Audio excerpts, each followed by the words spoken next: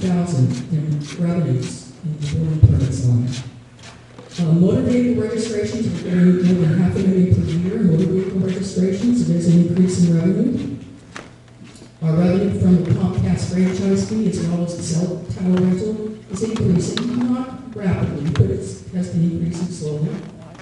And finally, our hydro plant revenue at this moment is stabilized. We were at one point getting more than $50,000 a year some years for our hydro plant revenue, and that started declining. And so it now has stabilized at about $35,000 a year.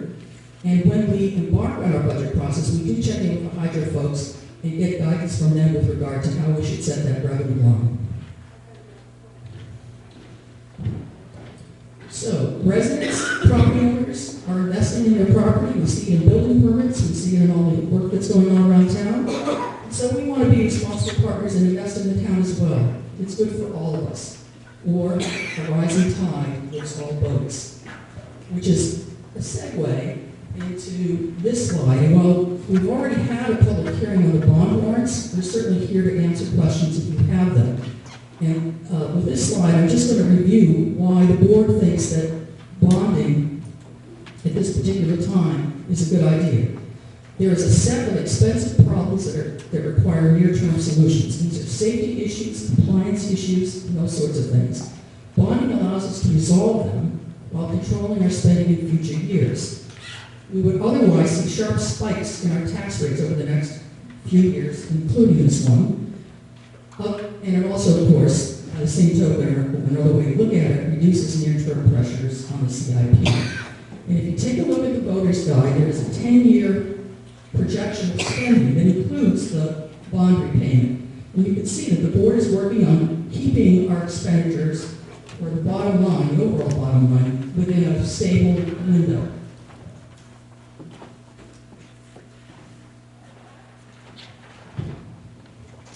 The budget. The Budget Committee finalizes the official operating budget warrant article. And we're going to get into some details and highlights on that. It also recommends or not the warrant articles that have to do with appropriated funds. Now, in the past years, and on January 11th of this year, the Budget Committee had posted that their meeting, and the meeting was to provide at least preliminary recommendations on on the town's budget. That didn't happen.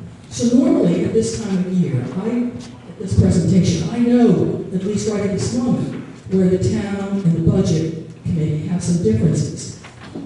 And I can tell you, I could better explain, be thoughtful about why we think the town thinks the way it does. So I don't know what those are. Because the budget committee, even though it posted that it was going to do that on January 11th, in fact did not. All right, here's a summary of the appropriations. Again, we have increased revenues, growing assessed valuations before the reval process, giving us an estimated tax impact of the entire budget, so that's the operating budget, capital items, items for reserve funds, of between 0 and 4 cents, depending on which algorithm you use. That leads to an estimated municipal tax rate of $3.77. So the increase is 0 to 4 cents. The municipal tax rate we're estimating will be $3.77. If you recall, the tax rate this year, I think it was just under 28.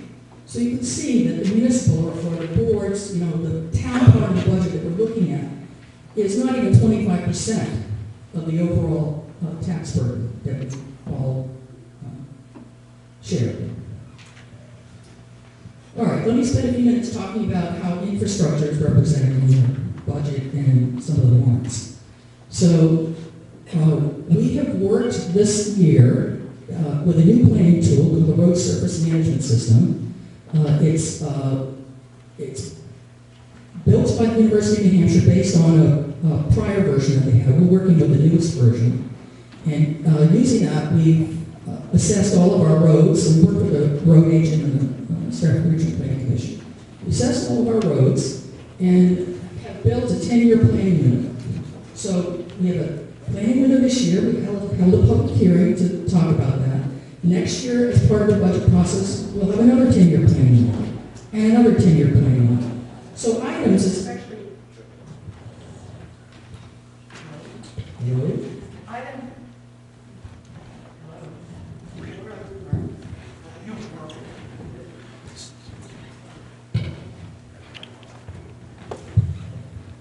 So it's not a static 10-year plan. It's sure, of course, in the first year or two, that's, those are more set. But as you go out the 10 years, those things, will shift from year to year, depending on what the overall budget looks like, depending on what the roads look like, those kinds of things. And you can see the current 10-year planning window and the 10-year projections that we have provided. So as part of the 2017 plan, we intend to reclaim Pinch Hill partially, because part of it was already done a couple of years back. And it tears up our plows, it's in very poor shape, and so the board and the road agent feel we really need to spend some of our road dollars to take care of Pinch Hill. At the same time, we also intend to redo the Y intersection to a T intersection. The other piece for the road plan is Foundry Street. Again, it's a full reclamation, but only on part of the road, because the part as you approach Silver Street is in good shape. So I'm not sure exactly how much is planned. Our road agent, of course, at this very moment is out working on our roads. So I'm sorry about that, but I think we all have to be doing that. The other reason that Foundry Street is important to the town is because of the drainage issues on South and Foundry. Okay. They have been a perennial problem for many, many years, and the plan is to put an underdrain at that corner and down Foundry Street, at least for a way, to take care of some of those issues.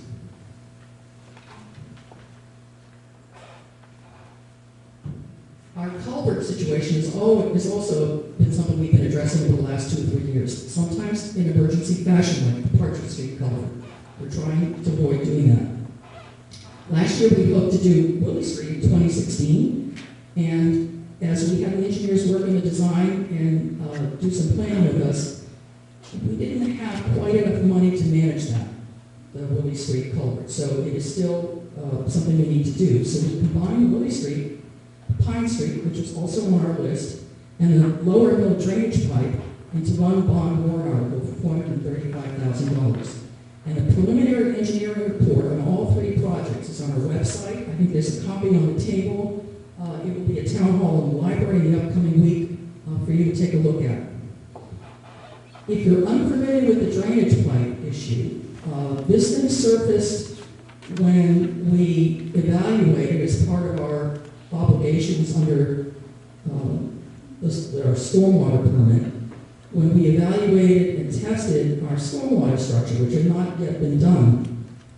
And so the consultant found that the drainage pipe going out from the side parking lot at Lower Middle to the St. Paul River is breaking apart because the retaining wall at the river is moving away from earth. There are sinkholes that are being created at that spot, which are serious in the sense that rain events will just enlarge the sinkholes. There is an underground tank somewhere near that parking lot that abuts our right of way, and so that could be endangered as well. It's listed on the deeds of the properties. So this is one of the reasons why we have felt the need to address our culverts sooner rather than later. All right, other highlights of our proposed operating budget. Compensation increases. So before I tell you some of the things that we are hoping to do with the budget, let me just say that the salary pressures that we are dealing with don't just come from other municipal governments around the state. They come largely from the Seacoast, which is where we are operating. So when we have employees with skill sets that can be used not just in the municipal jobs they do for us right here, but also in other jobs around the Seacoast, we have to pay attention to that. And so across the boards, you see the ATB, across the boards, they're not cost of living raises. The cost of living increases may affect that, but they're not solely for that. They are to recompense our employees for another year's worth of experience. So a person in position A who remains in that position has another full year of experience in that position. So our ATBs are a combination of trying to manage cost of living and also just recompense for an additional year's worth of experience. So everyone is getting a minimum 2% across the board. So by everyone, I mean full and part-time employees. There are some variances from that. The road agent's salary proposed salary of $47,476 represents a 2.7% increase. That salary, which is kind of weird, is the lowest salary that we could pay a salaried person and make sure that they were salary as opposed to overtime eligible. And it was the threshold had been issued by the Department of Labor, U.S. Department of Labor. Since that time, members of the Budget Committee have told me that that no longer holds. But the budget was already in place, and just so that you know, in 2009, the road agent at that time, his salary was $48,451.33, which is more than the road agent is currently making, even with the proposed salary. So I just want you to understand that context. And the road agent assistant was getting $15,450. And if you want to check this out, it's page 29 of the annual report for the year ending 2008. Other compensation increases. The town clerk, who's an elected official, not an employee of the town, you elect her. There have been no increases to this position since her appointment in the fall of 2013. We had a salary review committee take a look at this, and their recommendation to us was, and it was a good one because they supplied RSAs from the state to support it, is that really the town clerk, as part of her annual budget request, should request her salary as part of that, or any increases in her salary. So what the town clerk is proposing as part of this is that we apply the across the boards that we were giving normal employees for the years 14, 15, and 16. So that's the increase in that position. And it will now become part of the town clerk's annual budget request. The town has an administrative assistant who has been just barely not full-time. So last year, in 2016, the full-time threshold was 30 hours per week, and we, in a very sleazy manner, hired her for 29.75 hours. So it really is a very sleazy thing to do, and I'm proud of it. That's the way it worked last year. This year, we had an update to our personnel policy, and full-time is 32 hours. And the select board is proposing that we increase our administrative assistant to full-time at 32 hours per week. The hourly increase is just the 2% across the board that everyone gets. But because there's move to full-time, there's also, there's now moving payment to the New Hampshire retirement system. It lessens the payroll taxes, but there'll be payments to the New Hampshire retirement system and also health insurance. We can absorb this in our budget, because if you recall, the overall tax impact of our budget is 0 to 4 cents.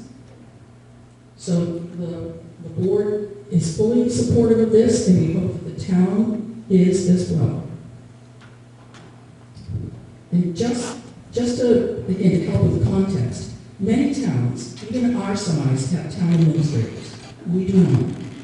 And I won't list these, but this is a list of towns that are within our population range, which is from, I think it was 2,000 to maybe 5,000, who do have town administrators. So you can sort of gaze on that. I'll point out ones that either are close or interesting. Brentwood, Hampton Falls, with a smaller population than we have. Kensington, with a smaller population than we have. Milton, much bigger. Newbury, New Durham, roughly our size. They all have town administrators.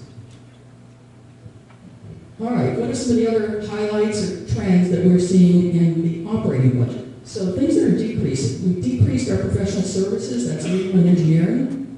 You know, we were using our money last year to work on some land issues, to work on some compliance issues, things of longstanding. And when we took a look at what we were hoping to do this year, we felt that we could reduce that line. Our election-related expenses are also increasing because in 2016 we had 4 elections. We had just 1 election this year. So it's just a prorated decrease. The transfer station, though, is gradually decreasing its operating expenses. And you can see, if you look at the budget, which is the first line in these, in 14 it was 126,000 plus, 15, 126,000 plus, but the actuals were less in both of those cases. In 16, in its current year, it was 115,000, and our expense was just about that. If you look at the budget report, it's going to be bigger than that, but that's because at the end of the year, we had a capital expenditure of about $12,000 for 2 demolition canisters. We did that because we had the money to do it, and our canisters were falling apart, so that's that.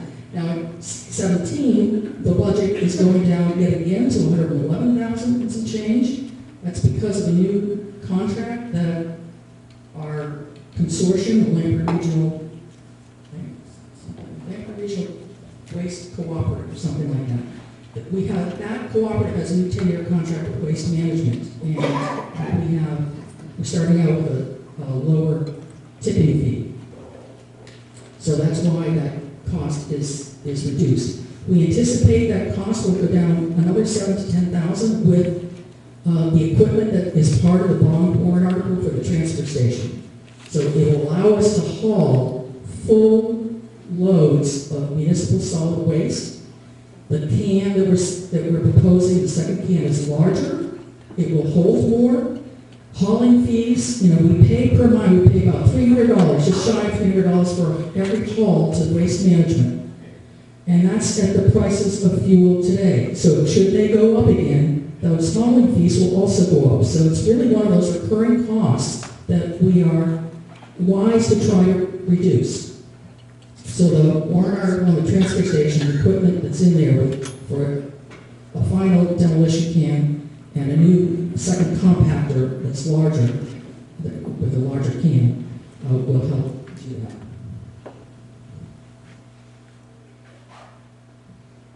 Okay, let's take a look at some of the things that are going up. One is building maintenance, in particular town hall and the fire station. We had some unanticipated large expenditures in maintenance for town hall in 16, but we were able to absorb them in the fiscal 16 budget. So we put on a new membrane roof on the part, I guess it was in addition to the police station, so that membrane roof has been replaced. We will shortly be seeing a crane to do the steeple shingling. Many shingles have fallen off, so that's also $2016. We signed a contract in 2016. And there are some other small minor things. But in 17, we are looking at, and board, I don't remember, is it the boiler pipes? What was the thing that you showed how to? Pumps. The circulated pumps. Something that's going to be, that we need to replace because they haven't been fixed in a long time. There were 2 of them, so it's a redundant system. One of them went on the kibosh a while back. And we've only been running on the second one, and now that one is in bad shape. So we'd like to replace both of those, and also if there's sufficient funds, paint the portico entryway. In the fire station, they're looking at doing some flooring repairs, some exterior paint, and perhaps some LED lighting. Other increases. We had some complaints this year in 16 about dead trees, and it caused our road agent we asked our road agent to go take an inventory. So he worked with an arborist in the inventory, and we have, at the time, about 60 trees that needed to come down. So we spent some of fiscal 16 money to do 1 day's worth of that. So I think we took care of maybe 7 trees, something like that. But we have some more trees to do, so we've increased the budget line for that. And of course, road maintenance. We are trying to absorb within the operating budget our road maintenance, which is, as far as the board is concerned, an operating expense. So we did put another $25,000 in the operating budget of the road maintenance. But in all, we're hoping to do road maintenance-wise in 17 is about $300,000 of road repairs, largely taken out by Pinch Hill and Foundry Street with the drainage work. Some other changes is in stormwater management. This is actually a small decrease in that line, but really what I want to tell you about this is that we started a stormwater committee to help the town, to help guide the town with its obligations to the EPA and the New Hampshire Department of Environmental Security. And some of the initials that I'd like us all to become more familiar with, and there's sort of been a third bullet down there, third or fourth bullet, is NPDES and MS4. So NPDES is the National Pollution Discharge Elimination System. We have a permit under that system that allows us to discharge stormwater to the Salmon Falls River. But we are obliged, because of that, to report annually on progress that we have made, either reducing stormwater or reducing the contaminants in stormwater. So we started this process more diligently in 2016 when we did an assessment and evaluation of our stormwater system, which is what led to the discovery of that low drain pipe. And in 2017, we will be doing some more testing, annual testing. We clean out the catch basins every year. That's always been on the plan, so that's not new. But we'll be doing annual testing of our outfalls. And we'll also this year be putting some check dams in around Stockdale Circle. There's a drainage culvert that leads to Partridge Lane and eventually the Salmon Falls River. And there's a lot of erosion along there, so we're going to put some check dams to see if we can identify the source of the erosion, and then we'll see what the plan might be, if any, to manage it better.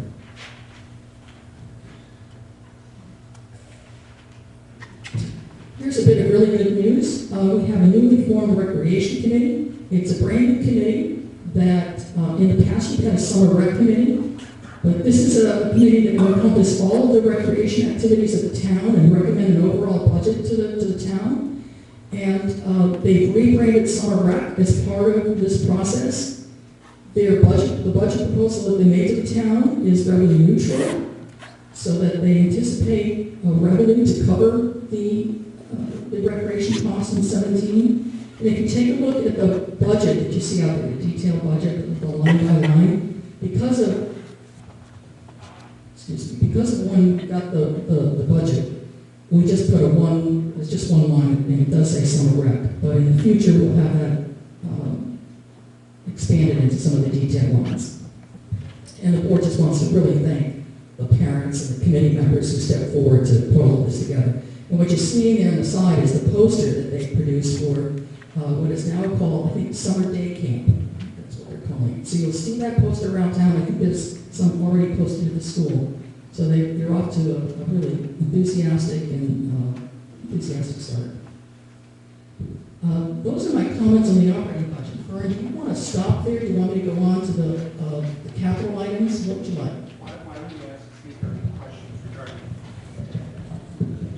Okay, we're going to sort of take a pause before we go into warrant articles to see if anybody has any questions about the operating budget, which is what Suzanne has now covered. Are there any questions regarding that? Be sure to speak clearly, step your money. Celia Leopold, Washington Street. You said that this year there's a decrease in engineering and legal fees. Are there any current or potential legal or engineering costs that will be coming up in the 2017 fiscal year? Yes. So we build that line with the goals or plans or projects that we plan to do. So the engineering fee that's there covers some of the transfer station engineering work. Legal fees have to do with some review of policy. We are selling another piece of property. We plan to do it in 2016, but it didn't happen, so it will happen in 2017. And we legal fees for that. There are, when there's a compliance issue, when we send letters out to residents, either about discharge of water or please pick up, you've got unregistered vehicles in your yard, or good heavens, there is a bed bug situation, we need to attend to it in this fashion. If the property owners don't respond, then we do refer those cases to legal. And so there are 2 or 3 of those on the list that are either about to go legal or we feel sure are going to end up legal. So we build it with those things in mind. So those are some of the things around the project list for this year. No, that's yours. It gets to be your. Are there any other questions about the operating budget? Mr. Jensen, please step forward.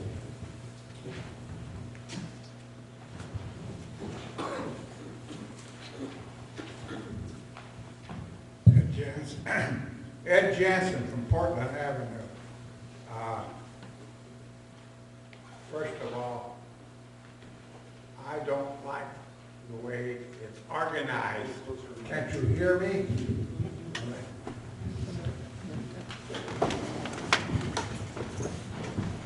Well, I'll just, thank you. We said it's an operating budget. Well, in the old days, operating budget was 1 year or less expenditures.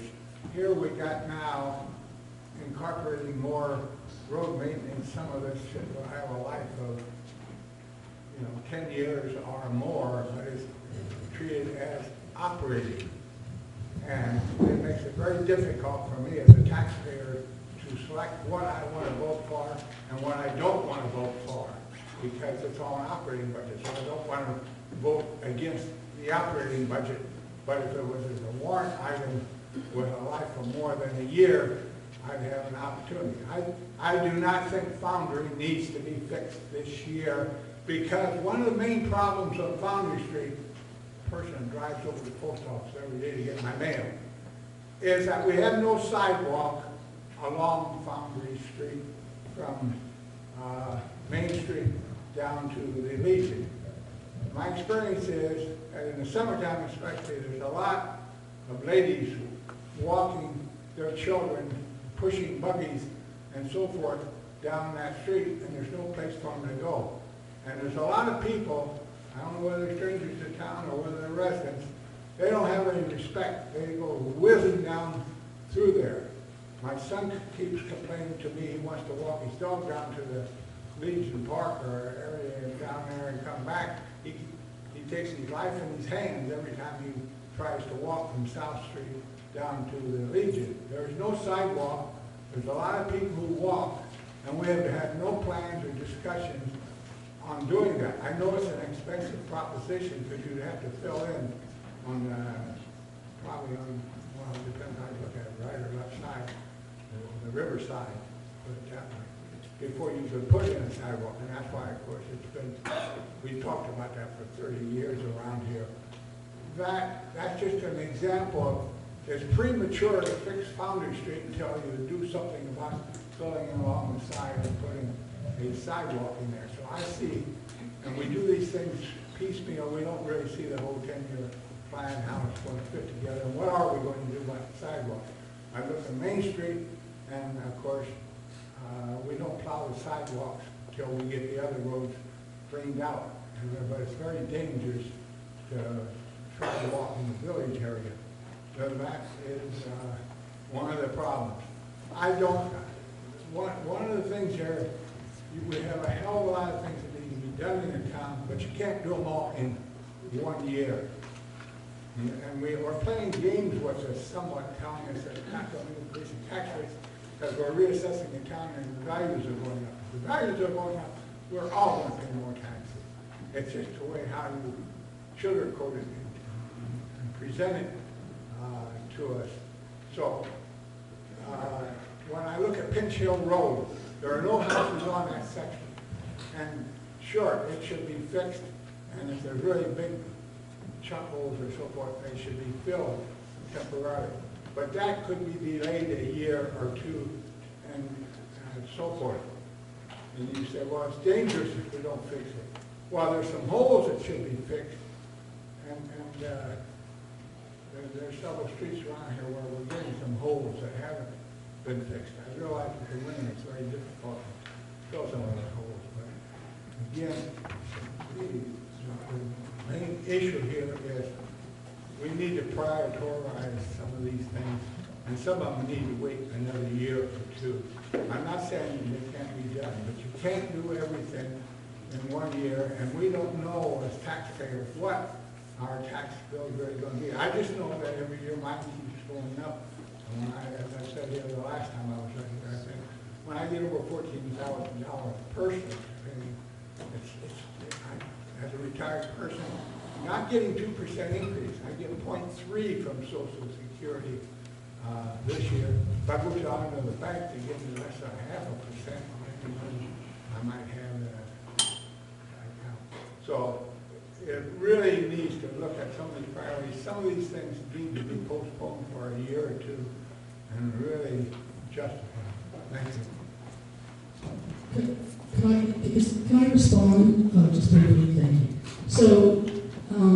So we do have a 10-year road plan. It is a 10-year planning window. We had a public hearing on it. And Caroline, could you please send Ed Jansen the list of the 10-year road plan where we want that so that he can see that we are prioritized? If you look at the 10-year spending projections, Ed, there's a line here for the road maintenance work that you're doing. You'll see that at some point the village is coming up, maybe 3, maybe 4 years, I don't remember. Sidewalk work is part of the village, is part of that plan. And again, if you look at your 10-year, if you look at the 10-year projections, you know, you can see, especially that we're trying to keep and trying to show you that we can keep that the overall spending stable. With regard to evaluation, when we talk about, when I said 0 to 4 cents, I meant with our current assessed value. People are going to see things differently. The distribution is going to change with the revamp, but not our bottom line, not our dollar bottom line. It just gets divided by a different denominator based on the revaluation. So some people will have a tax bill that will go up. Some people will have a tax bill that will go, well, I don't know if it'll go down. I can't say that because they don't know what the schools will look like and what the county will look like and the like. But as far as the municipal tax rate impact, we're saying it's going to be 0 to 4 cents. So if there is an increase, it's probably not going to be coming from what we're talking about today from the town. I forgot one. Ed, do you wish to respond? You have to go to the microphone, sorry. That was the deal.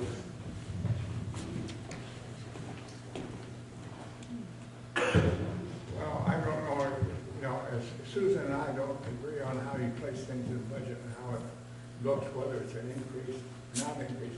But one other thing, when I was talking about roads and the operating budget, which I complained a couple of years ago, and the road agent about South Street.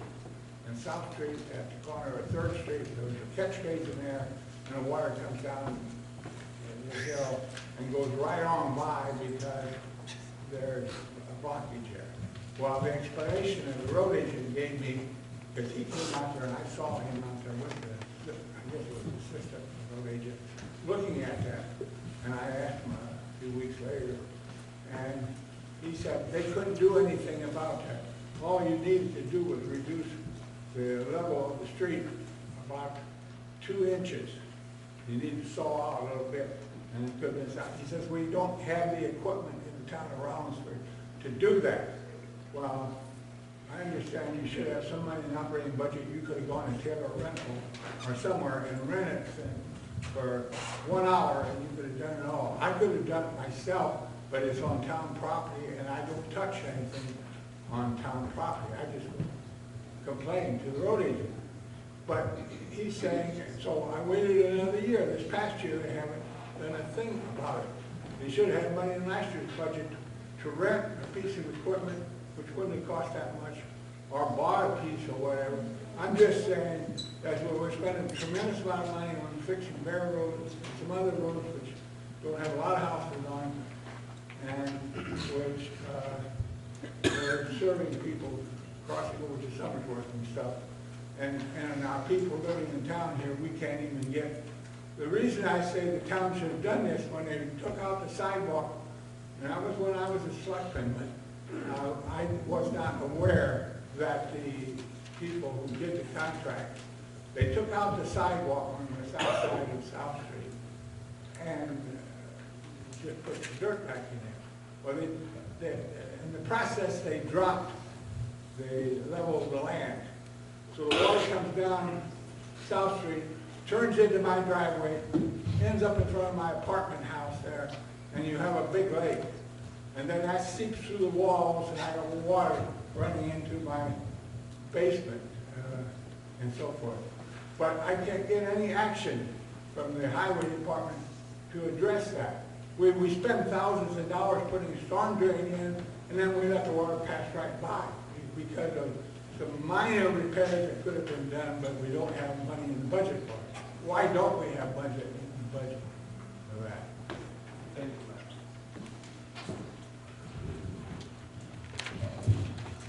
Judy Nelson, can you hear me? Is this on? I don't know.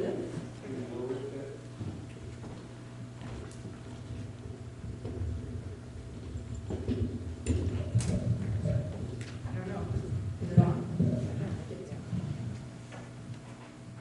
Judy Nelson, 9 Nordic Lane. I'm sure, like Mr. Jansen, we all have our pet things that we'd like to see the town do. I would like to applaud the budget committee and the select board for coming up with an operating budget that gives us 0 to 4, and I believe that includes the warrant, all the other warrant articles as well. It's not just the operating budget. I understand that Mr. Jansen probably has a very high tax bill. He also has more than one piece of property in town. Most of us just have one. He has 3. I believe one of them is income producing. So we have to put that in perspective as well when we hear some of his comments.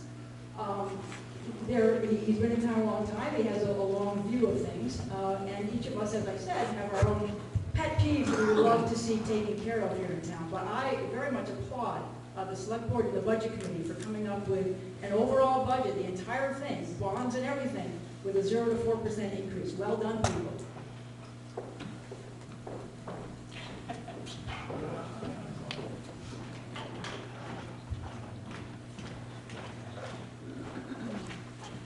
So I have a quick question that Mr. Jansen touched upon. The roads that are being resurfaced in the village, such as Foundry Street, is there any plan for those roads to have sidewalks this time around, or not at this time? So, again, I think the road plan is on the website. So it will tell you what we're planning on doing. May not be at that level of specificity, but I can say that upcoming, so this year we're doing Pinchot Foundry. Upcoming, and I don't know exactly what the sequence is, but it's Heritage Drive and Woods Run, that area, which has a lot of houses on it, and which has not been touched pretty much since those developments were put in. So we are addressing those 2 areas. And I think immediately following is the village. And as part of that, we are allocating money for sidewalks. Now, we're not sure what that looks like, but in other words, we're not sure how it gets engineered because we have some narrow streets there in the village. But we know that we would like to address sidewalks. We've got money allocated for it as part of that year's road management plans. When you're looking at the 10-year projections and you look at that road line, you're looking at the amounts that we're planning for Heritage, Woods Run, the village over the next 2 or 3 years. And the village does have sidewalks. Could I make a comment here as a private citizen? And that is, I see the road plan, but I don't, it doesn't say anything about how long is it going to be, what does it entail. It does, it lacks specificity, and I'm wondering if there's some way we can get more specificity. To use your term. We can provide some of the notes that came along with it to the extent that there are notes. I mean, we have a better understanding for the first 2 or 3 years, right? As the planning windows goes out, we don't have as much specificity. We put some big buckets for some of the things that are not exactly road related, like the sidewalks, or if there's a particular drainage problem, or a particular issue with swales or ditching. But to share that, and we'll see if we can get that out there in the next 2 or 3 weeks.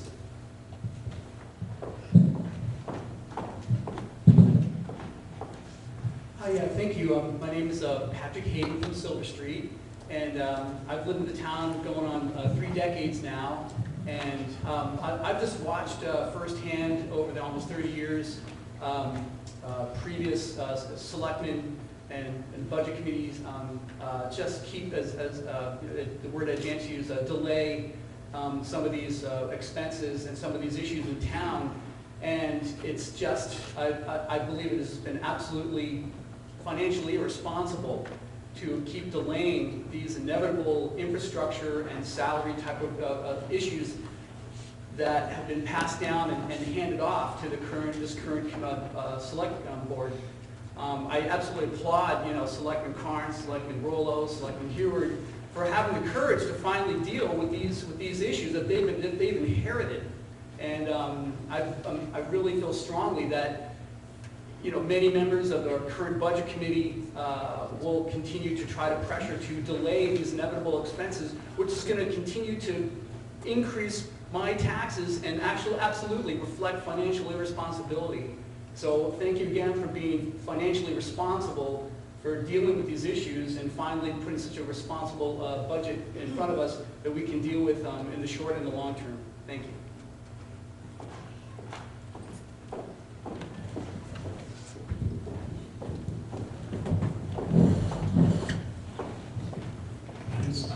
Dennis Stanley from Water Street. I'd just like to commend Ed for his concerns. And I also want to point out that he owns 3 pieces of land, but he pays taxes. Is anybody here over 70? He's speaking to us. For myself, for everybody else, I can't be here that's over 70. Please, show some respect.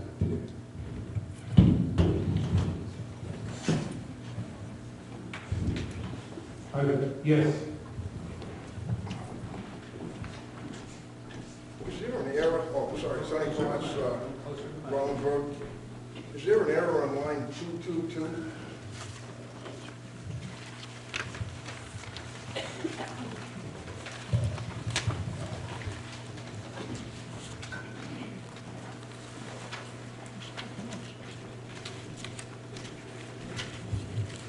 Attendance salaries?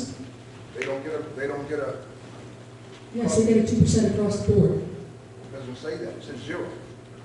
Well, there's a 0 increase in the budget line, but yes, they get a 2%. So what that means, Sonny, is that we didn't have to increase the budgeted amount in order to provide them each with a 2% across the board. But yes, thank you for asking. Yes, they do. Thank you. Yes, they will.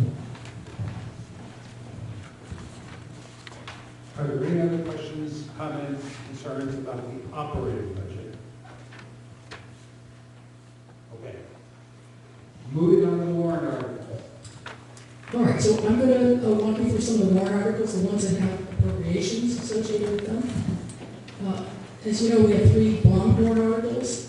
The replacement for the fire engine for $450,000. We're expecting a grant. We don't have a final approval yet. It went through the approval process at the New Hampshire DES, and we're now awaiting Governor and Council.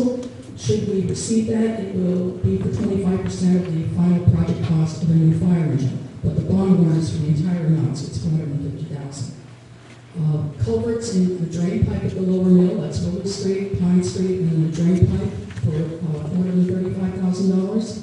In transfer station improvements for $190,000. There are equipment purchases including that, which will reduce operating expenses.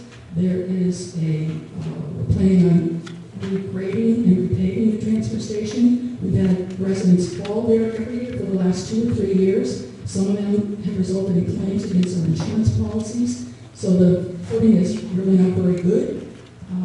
We also, the regrading will help us with stormwater management, which is part of our compliance. And should this not pass, it means that that piece of road improvement goes back in the 10-year plan to be attended to at some point. There's a retaining wall there that is leaning and will need to be replaced or repaired at some point, so that's part of it. And also they're putting in concrete pads under the demolition cans. They not only, the absence of concrete pads reduces the life of our demolition cans, and as they rust into the ground, they are a compliance issue with regard to our ground and stormwater permitting. And I think that's the sort of the bulk. Again, there's a preliminary engineering report up back on the transfer station. And, we did have a public hearing on those 3 bond warrants, but, I'm happy to host additional questions on them. So what else are we planning? As I've mentioned, we have $75,000 in the operating budget for road maintenance. We also have, and the bulk of it is here, a $225,000 road warrant. And the tax impact on that is 98 cents. Tax impact on the bond warrant articles for 2017 is 0. Now, that's just for 2017. And that's because we won't have any payments in 2017. So if you look at the projections, those 10-year projections, and this is why the board felt it important to do this, you'll see that there's a line there for anticipated repayment as part of the 10-year projections. But in 2017, there's no impact. So the road warrant has a 98 cents tax impact. That's not a 98-cent increase. That's just what it will contribute to the entire municipal tax rate.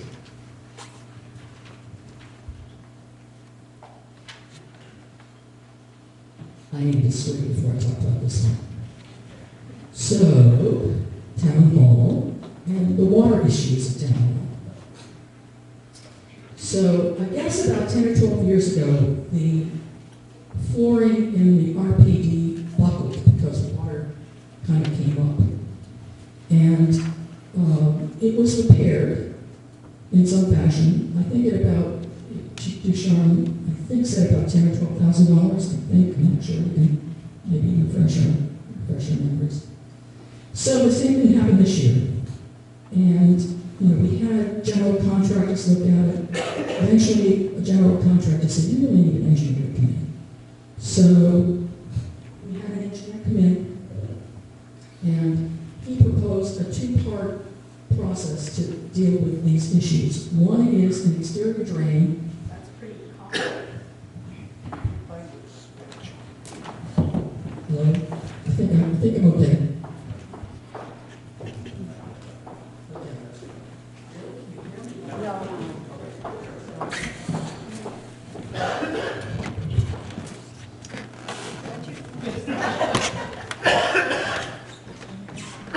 Can you hear me? So the engineer proposed a 2-part plan.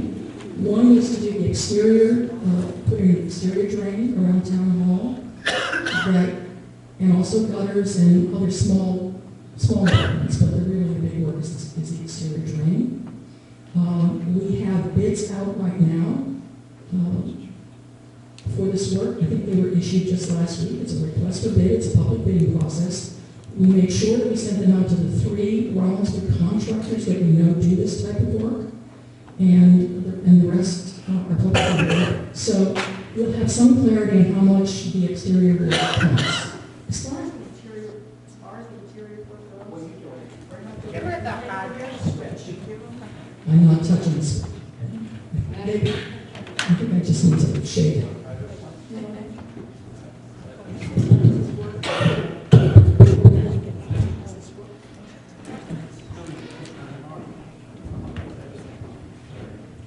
How about this?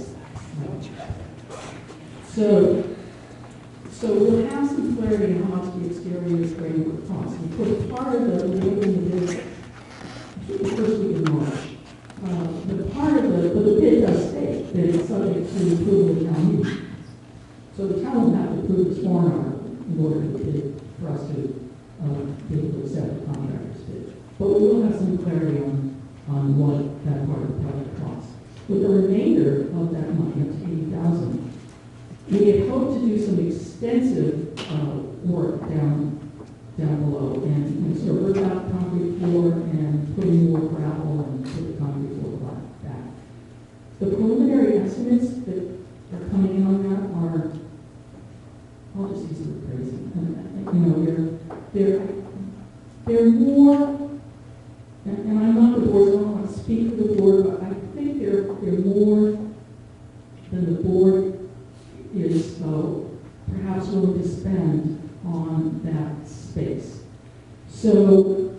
again, we don't, that part of the project is still unclear, the interior. But clearly, if in fact the project is going to be more than 80,000, we're not asking for more than 80, we're not going to spend more than 80. And at minimum, what we will do is make that floor habitable for the RPD. And the expectation is that the exterior drain, the new membrane roof, the shingling that we're doing on the thing, on the steeple, all will help to reduce water pressures that have led to the floor in the RPD.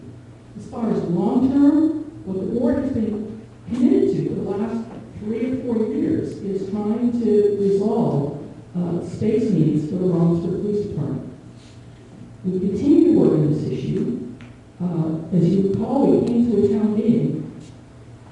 We called a special town meeting on January to put in place the first step that would allow us to buy the property that abuts the highway station, the old highway shed on Silver Street. And the town voted no. So that was sort of our primary, that was sort of plan A. So this year, we actually did have a plan B we were working on. We were looking at that house, that apartment complex that abuts Main Street, abuts the town hall. It ended up being really too expensive for a tear down. So we abandoned that plan. The good news is it will be in the tax rolls at an elevated value. It will upgrade the housing stock in the village, so there are good things associated with that. So what the board is planning on doing, once town meeting is over, is to sit down with the police and do some brainstorming about plan C, D, E, F, G, to see how we're going to manage that in the long term. So, feel free to ask questions when we get to that part. That's town hall management. Town hall security. Part of it, this was a, Chief, would you like to talk about this? Is it okay for me to? Does the budget committee mind if Chief Ducharme speaks to the budget committee? No, I see no dissent. Come forward. Chief, you can talk about It's the it. only time I can order the chief around. All the time. As well as the sort of new plan associated with it, and I'll see how, I'll tell them how we roll out it. For those of you who don't know me, I'm Chief Ducharme from the police department. Our security system was initially installed with the town hall renovation back in 1998, 1999. And since that day, it's seriously deteriorated. We now have several monitors that no longer work, so we've actually removed them from the station altogether. And we have, I think right now, 4 cameras that do not work within the facility. So the plan is, originally was to apply for a $10,000 grant to Homeland Security to take care of all of the issues. I met with the folks at Homeland Security, and because we have an existing system, they will not provide money in a matching grant to repair it. Homeland Security is for new projects only.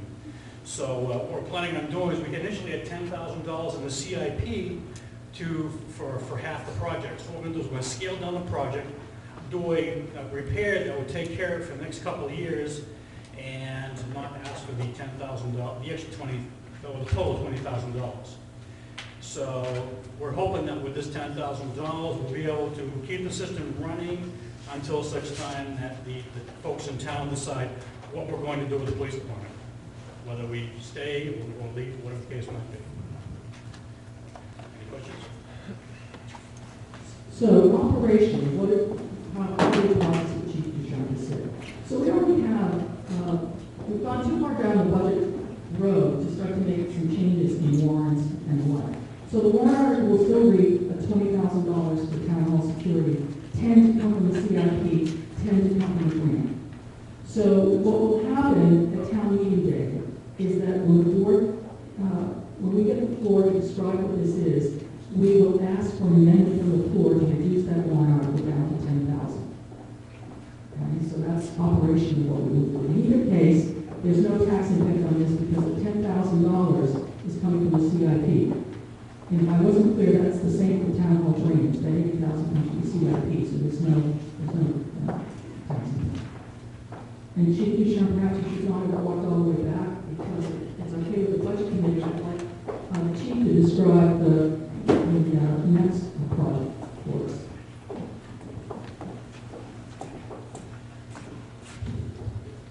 The public safety communications includes replacing all of the in-cruiser mobile radios, as well as our portables.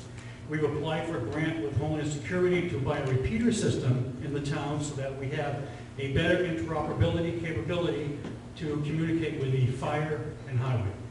Right now, we have difficulty on our local channel and talking with our folks in the highway, the fire department. We have bad storms or emergency situations, what the like. So $50,000 is in the CIP to take care of the radio situation, and the additional $25 is to put a repeater on the water tower in town, again, to increase our interoperability between the three departments. Thank you, appreciate it. So again, that's what we call the public safety, that interoperability, that is going to be helpful for the police, fire, and highway as part of this grant. Has no tax impact, 50,000 comes from the CIP, and zero, sorry, 25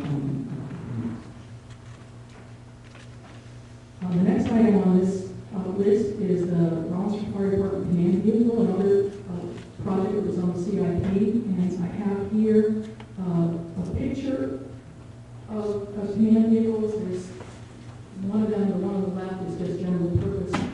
The other two are actually Somersworth command vehicles. And Chief Rutherford is here. Perhaps he can talk a little bit more about command vehicles, what they do, why we need them. Is that? And we ask you if it's the budget committee's okay. We ask you to come. Chief Rutherford. Vern? Can we ask Chief? Citizen of the town, you can certainly speak, Oh, okay. but is he here? Yes. Then, come forward.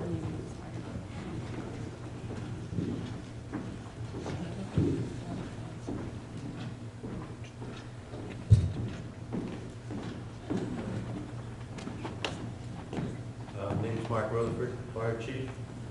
This vehicle has been in the CIP for quite a while. The reason why a command vehicle is needed within the community is the fire department is required to do an awful lot of different things.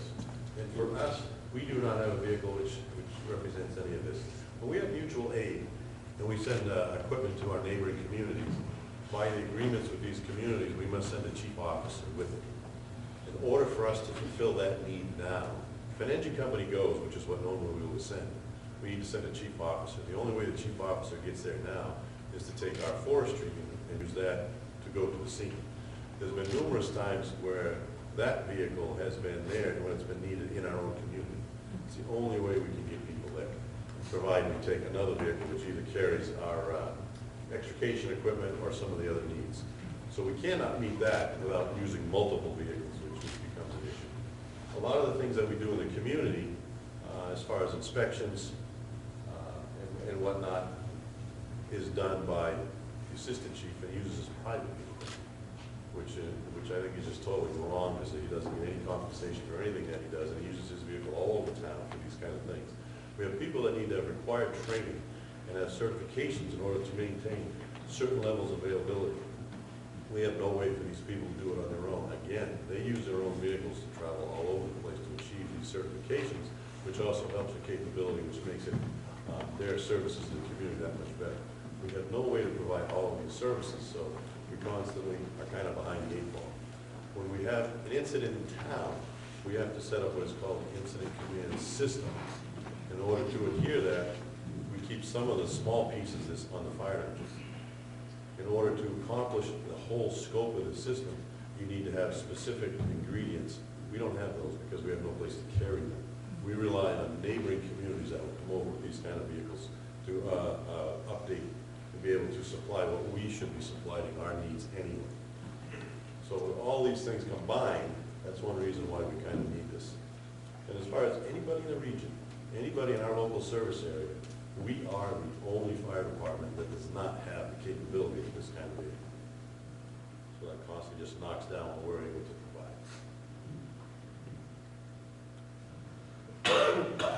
Good. So again, the command vehicle that Chief Rutherford just talked to us about is budgeted $40,000 and has zero tax impact because the law has it states that money is transferred from the CIP to the reserve fund. The next item is the service truck for the highway department for $20,000. So this came about because there is no service vehicle for the highway department to use to get the right errands, to get from one place to another. And so the road agent uses the lesser, the smallest of the three vehicles that the highway department owns.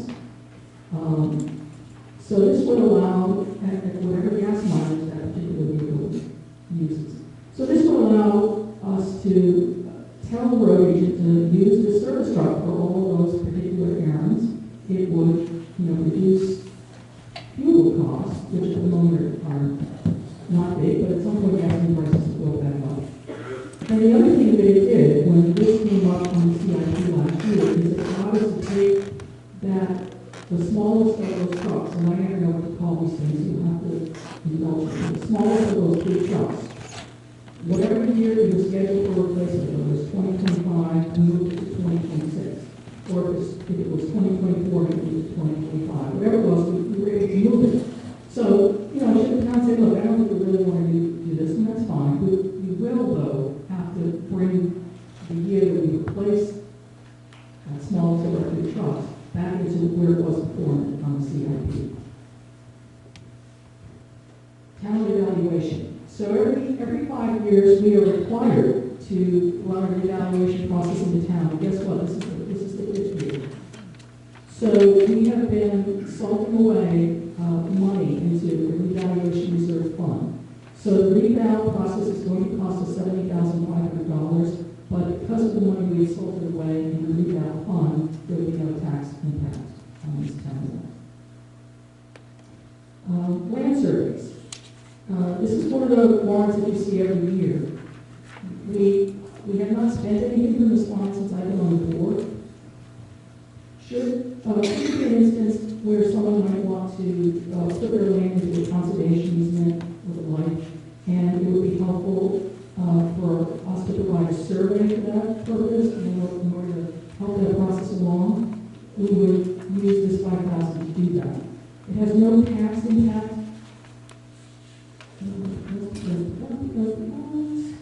It either comes from the land use change tax fund or from the conservation land trust fund. Right this very moment, I'm not sure which of those two, but it's a transfer, and it's in the warrant article, so it's a transfer from one of those if there would be an expense. That's it for the capital items. Shall I go right into the reserves? Vernon? That's it for capital items. Shall I go right into the reserve fund warrant? There's just one slide. I think what we need to do right now is talk about the stuff that costs money and that impacts the tax rate directly. So if there's any questions about... The reserve warrants too. There are tax impacts on reserve warrants. Reserve fund warrants. Are you talking about warrant article 19? Talking about capital improvement reserve fund, town evaluation reserve fund. Yes. The tax impacts. I understand. I'm asking if anybody has questions on those items up to the one for the fire truck. Are there any questions regarding? Apparently there are.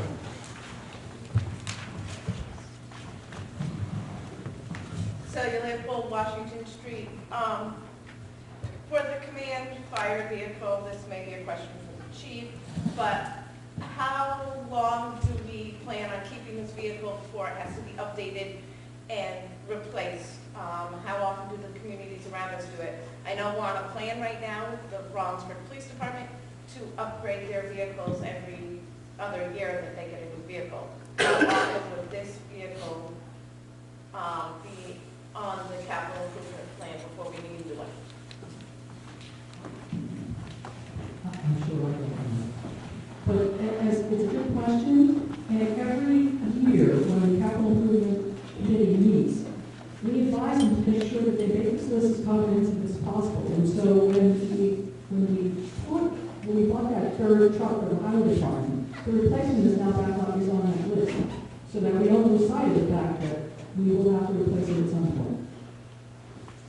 Just to address that question, typically, these vehicles will last 20-plus years easily or something like that. And again, this is just something that has gone through the whole CIP process. It's been on the list for a long time, going through to get to this point. So this wouldn't be anything that would turn around after the replace anytime soon. Wait, don't go away. The outfitting of this particular vehicle, it's an SUV effectively, is that correct? Correct. Okay. How is it different from what we buy for the police department for those types of vehicles? It is no different. It's basically the same thing. The vehicles that the police department are using, they're Explorer type vehicles. This is a lot along the same lines. And how much do we pay for the cruisers? About 40,000. About 40,000, okay. So it's just going to be a different color? No blue If you lights. want to call it that, go right ahead. I'm just trying to get comparability. It's like, there's nothing extraordinary about this piece of equipment. It's extraordinary the fact that it's being used for fire department needs.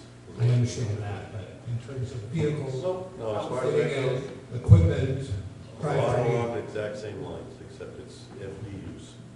Okay, thank you. I would add something. I think that as part of the CIP process in the summer, but I think the annual, the bucket for that, every other replacement for police cruiser went up. So I think we're putting 20,000, it's not every year now. Dennis Saylor. My question is this: how long are we going to finance this fire truck for? 10 years? Is it a 10-year bond for the fire truck? Oh, I'm sorry, not the fire department, you mean the bond form for the fire engine? Yes. Okay, so the bond, we will be applying for USDA, a rural community loan, and so, what the bond warrant authorizes, it authorizes the board to go out and find the best terms possible. So we don't know what those terms are, but because the life of a fire engine is at least, 20 years, 15, 20 years, we'll be able to bond it for at least that long.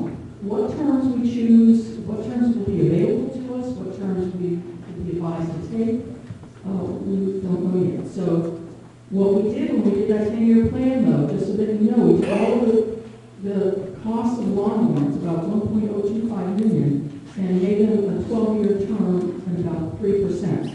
So that's what you see in the 10-year projection. Clearly, hopefully all these bond warrants will pass. Next year, we will know what the terms are. We will know exactly what that line is, and the projections for that line as they go up will be, no. Well, my question is this: if we don't know what we're doing, I will not recommend this until you guys get together and figure out what it's going to cost us down the road. Interest, 10 years is half the life of the fire truck.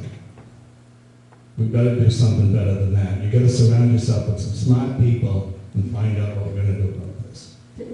We're doing $500,000 for the fire department. I'm not saying that they don't need it. They probably do need it. But we've got to find a better way to finance this at a shorter term. Well, Dennis, a shorter term will cost us more money. So that's one of the things that we're looking at, right? So you got me confused because I thought you said the last 20 years, I thought you were suggesting we take a longer term. So again, we do know what we're doing. What we don't know is what those bonds that will be available will cost us. So what we did was we approximated a shorter term. We think we could get longer terms, we could get shorter terms if they're better. But we wanted to make sure when we were doing that 10-year projection that we were not underrepresenting what we might have to pay for our bonding bonds. So you don't even know what it's going to cost. I'm sorry. Order. Wait a minute, we're not going to do this back and forth. No, I'm just talking. I know. How's he speaking as a member of the budget committee or a community member? Both. It's hard to tell. Community.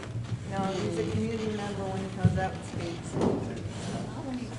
Are there I'm not any- gonna sit here and keep my mouth shut. Dennis? Yes, do. It's enough.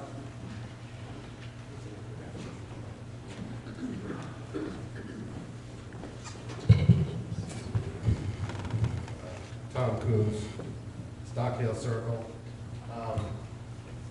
was here for the bond warrant meeting, and we had this discussion already, and, you know, if the fire department is indicating they need these vehicles, replacement vehicles, my understanding is the one, the truck is 30 years old. You know, I think, since it was explained that the, and correct me if I'm wrong, there was a problem with the transmission. So, I don't know, and I said this at that meeting, I don't know too many people here who will be driving a vehicle, especially a fire truck that's 30-plus years old. So, as a resident, as a taxpayer, you know, this ensures that if there's a fire at my house, that the truck won't be broken down halfway to my house. So, if that's what we need, then that's what we need. The other thing we talked about earlier, a couple slides before, had to do with the drainage, the police department. This is a long-standing issue, and quite frankly, it kind of upsets me that we're still talking about this. This needs to be taken care of right away. This cannot continue to be pushed off and pushed off. You know, it's basically like saying, well, you know, it's okay if we continue to work with water in our basement, and we're just going to sit in the basement. That's unacceptable. You know, if the town is not willing to fork over money to build a new place for our police department, then we need to fix this. This is about a 3-4 month job, and I just don't understand why we're continuing to talk about this. We can't have employees in an area that is a health risk. This is not just water, it's a health risk. It's standing water. And I don't think any of us would put up with this. So I commend this warrant now going forward, having this discussion. As far as the security and public safety, I think this is also a no-brainer. If our police and fire department are making the recommendations for this thing, I can assure you, nobody wants to come before this town to ask for money.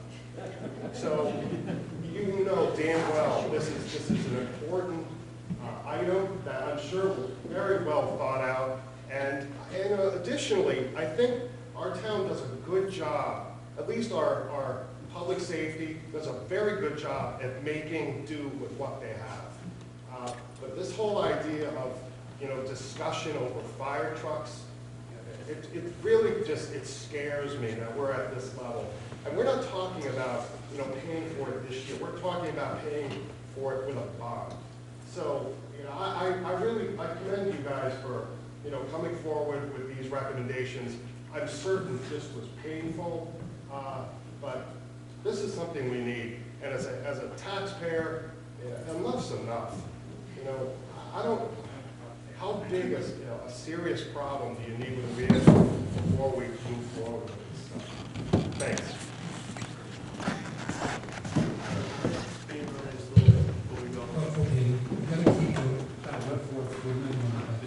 Go ahead. I want to give you just a little more history here, okay? Okay, clarification. Clarification, just a little more clarification. On the fire truck, maybe I can answer some questions before we have to go any further. Yes. Speak up, Mark. Speak up, is that better? Okay. Yes, the fire truck is 30 years old. And I know a lot of this that's come forward has been isolated with the transmission issue with the fire department, with the truck itself. That's what predicated bringing this forward. This fire truck, 20 years, almost 10 years ago, when it was 20 years old, rather than having replacement then, which came before the whole community, and they decided, no, we're not going to replace the fire truck. It came to the point where we'll put $70,000 into the fire truck, because at that point, it was about rusted and falling apart, and it wasn't going to pass inspection. Rather than replace it, $70,000 was put into that. Now we're facing 30, another year, 10 more years down the road, so we're 30-year-old fire truck. The transmission is a major issue which brought this forward. The truck basically is underpowered. It can hardly get out of its own way when we try to respond to calls. The pump within the fire truck has to be tested every single year to maintain certification. I can show you the testing for the last 5 years, and every year it's getting smaller and smaller and smaller. Eventually, it's not going to pass certification. The truck will not be usable. To replace an engine is a smaller amount, transmission is a smaller amount, a pump is $60,000 plus. If we keep deciding, no, we're just going to push this on, let's fix this transmission, let's fix this, we're just going backwards. We're dealing with crisis management here. The community as a whole has done this over and over and over. Keep pushing it off, pushing it off, pushing it off. It's wrong. We're talking public safety. Your safety, the town's safety, your family, the 40,000 cars that travel down Route 4 every day. This is what we're talking about here. And if we can't expand and look down the road, I think the select board has done an outstanding job trying to put together a plan to fit all this together. The fire truck has become a central piece. It's not easy for me to stand here and ask for this kind of money. I'm a taxpayer. I've lived in this community over 30 years. I've been in the fire service for 40 years. 40 years I've been doing it. I think I'm smart enough to know what I'm asking for. I can make these decisions. So when we put all this together and look at what we're facing, that's where we're at with this stuff. So I hope this answered some of the questions on why we need this piece of equipment. I understand we're a volunteer fire department. Now we can't afford a career fire department. You're already 10 or 15 minutes behind the 8 ball when the alarm goes off. They've got to clean their cars, they've got to drive to the fire station. So hopefully we can get a fire truck out in 5 minutes. Hopefully it'll start, hopefully it'll get to where it is to go. We're volunteers. They receive very little compensation for what they do. The amount, the bang for the buck that this community gets out of its fire department is unheard of. There's people in this town that have been career firefighters all over the place. I spent 26 years in a neighboring community as a career firefighter. We bring an awful lot to this community. This, in my opinion, is a small price to pay for everybody's safety sitting in this room. And it's something that needs to be addressed, and it cannot be keep getting pushed off.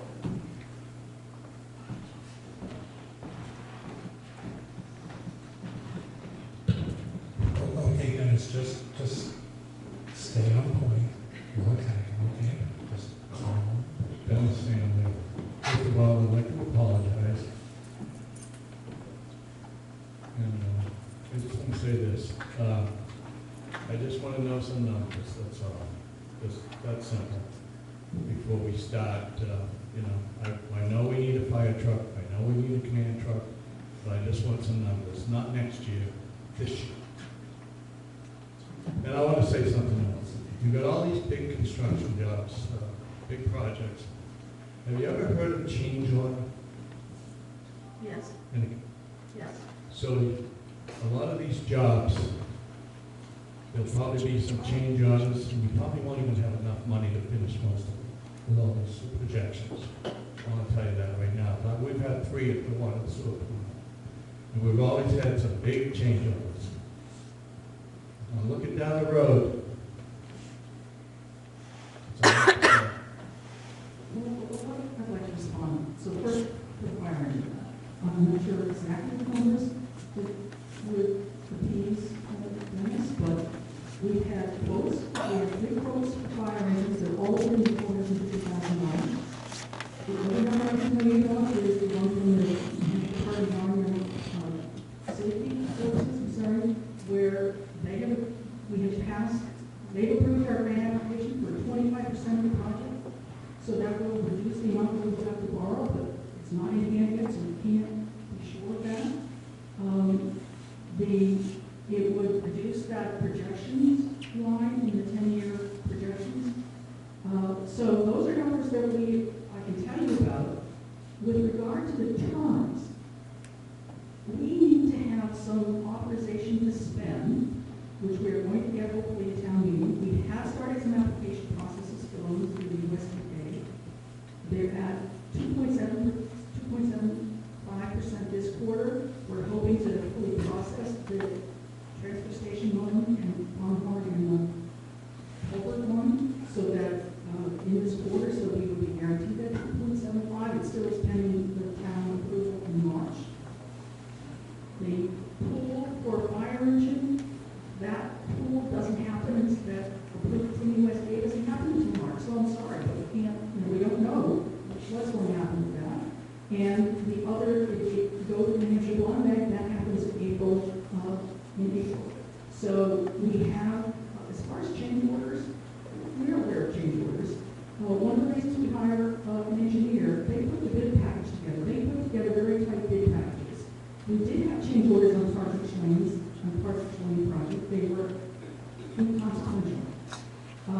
So we had major projects. We had two major Bear Road projects. We had Partridge Lane and we had Sligo Road repair.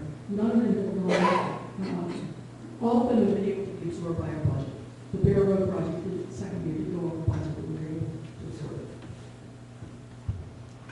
it. You're speaking as a private citizen, not as a member of the budget committee, correct? Both. First as a private citizen. So one of my concerns is we have two major problems now. We have our police department and we have our fire engine. A couple of years ago, there was a study, and I'd like Suzanne to speak about the potential costs of correcting town hall issues. As I recall, it ranged from $300,000 to $4 million. If we go down that route, tell me how you plan to handle another bond potentially. Are we talking about another bond besides this bond? Up to maybe $4 million, build a new police department.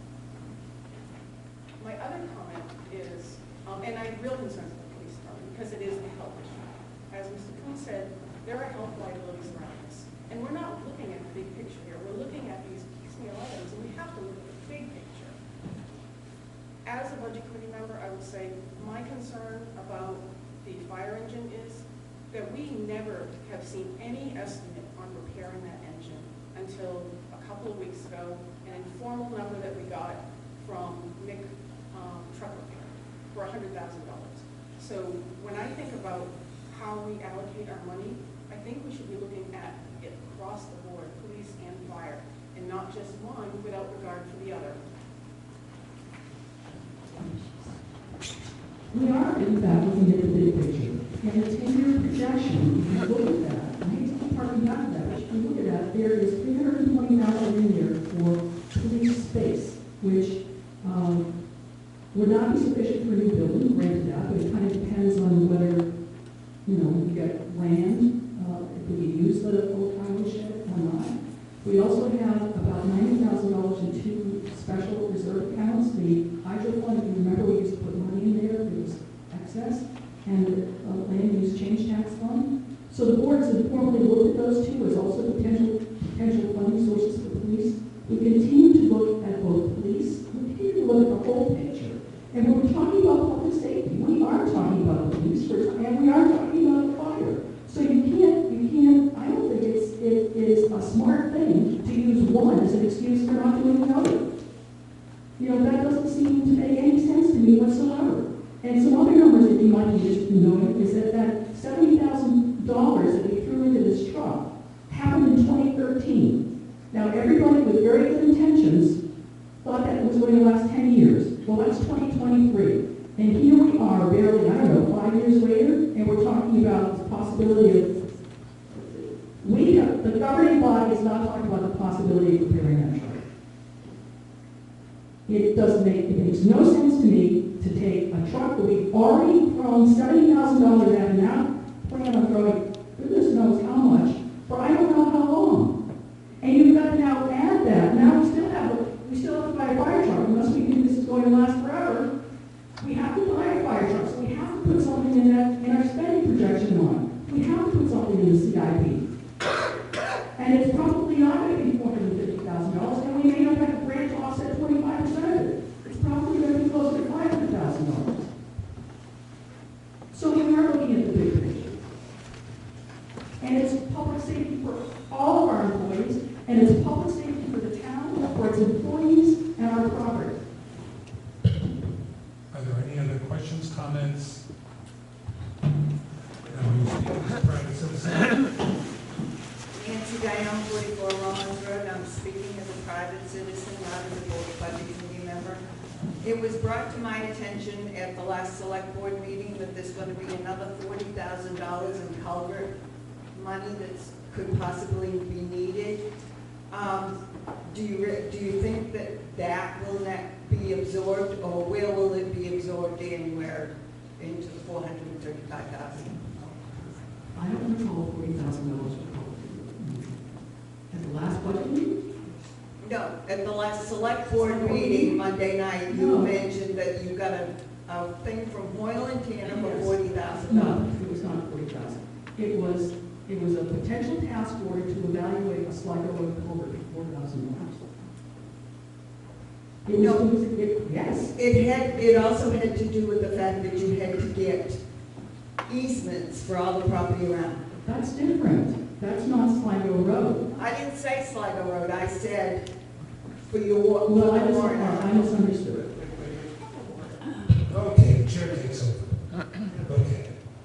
You're suggesting there's an additional cost to culverts. Correct. And you're saying it was for a study of the Sligo Road culvert, is that correct? I misunderstood Nancy. Okay. We're just trying to get some clarification here. So, let's start with the easements.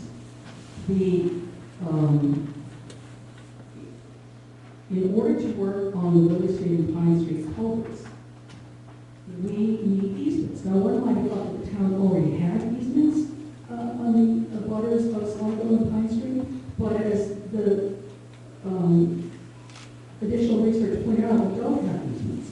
And so, in order to treat our property, our residents appropriately, we increased the budget on the Willie Street, Pine Street, and Drain Pipe project by $40,000 to manage the easement process.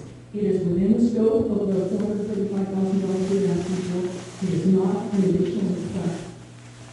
Sorry, I completely misunderstood it. Sorry. Thank you. Circling back to the fire truck, I'm Angela Matthews, I live at A little more clear. What's your name? Angela Matthews, I live at 437 Local Street. So circling back to the fire department, my question, and I support the purchase of this bonding, the bonding to purchase this fire truck, and it really has to do with town liability when we neglect to take care of property that is, or a truck that is going to prevent something bad from happening.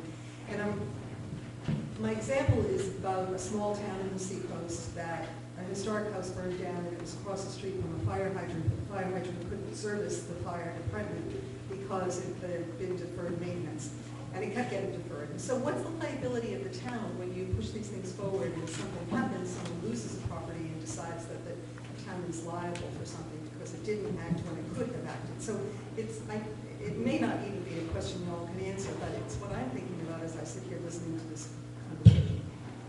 Let me answer that one. There's a concept in New Hampshire called sovereign immunity. And it has to do with whether or not a town or government can be sued.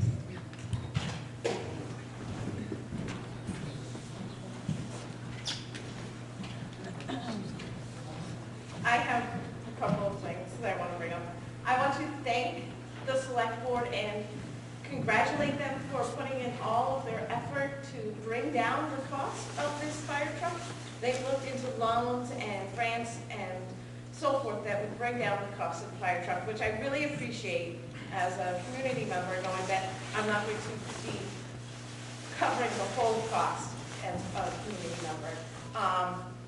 So I'm wondering, in the future, is there any process for the select board to go down the same road with the police department drainage and so forth, looking at grant money and other sources of funding that would come up to possibly help with that? Have you put money into contingency in case we come across mold or something like that when we do the water damage repair in the police department? And let's see, going back to the fire truck, how much more money do we put into it before we finally decide that we put enough into it and that we just need to buy a new truck?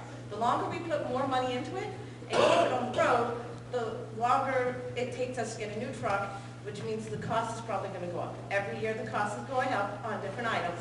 So as long as we have the grant money now, why don't we invest in the truck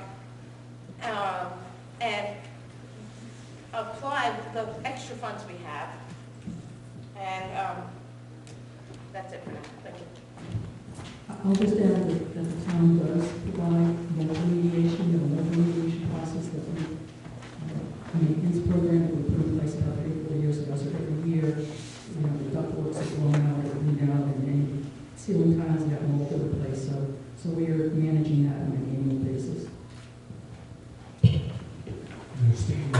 citizen, right? Private citizen at the moment. I'm going to take this out because I don't think it works very well. All right, so we're going to start with a little story. This last summer, I took a road trip across the country, and I was driving down to Utah, and my wife was driving, and I was freaking out. If you've ever driven through there, there's a lot of sharp, steep cliffs, right? So I'm freaking out, and I'm being a backseat driver, right? So I kept complaining, and eventually she pulled over, and she said, "You drive." And you know what I did? I drove through there with white knuckles the entire time.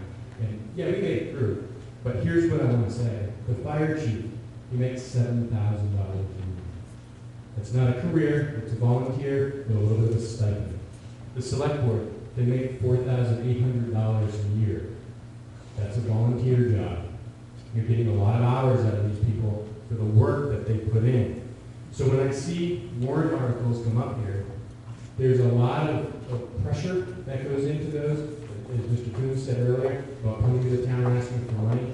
There's a lot of thought that goes into it, there's a lot of volunteer hours that go into it. There's a lot of people who think that they're experts in all of these different areas. Some of them sit up here on the board, and they may be, but they're not on these boards, and they're not in these positions, right? They might be sitting on the budget committee saying, we don't need this, we don't need this, we need to look in these different areas. They need to be at the select board meetings. They need to be at the school board meetings. They need to go down and talk to the fire chief, and they need to figure out what we need. Now, we talk about deferred maintenance. Mr. Jansen said a few minutes ago, we should look at a couple projects and put them down the road. That's what we're seeing on this screen. All of the projects that we put down the road. So now it's time to play the piper. It's time to get out of the passenger seat, take the wheel, and start making changes that will do exactly what the select board is proposing.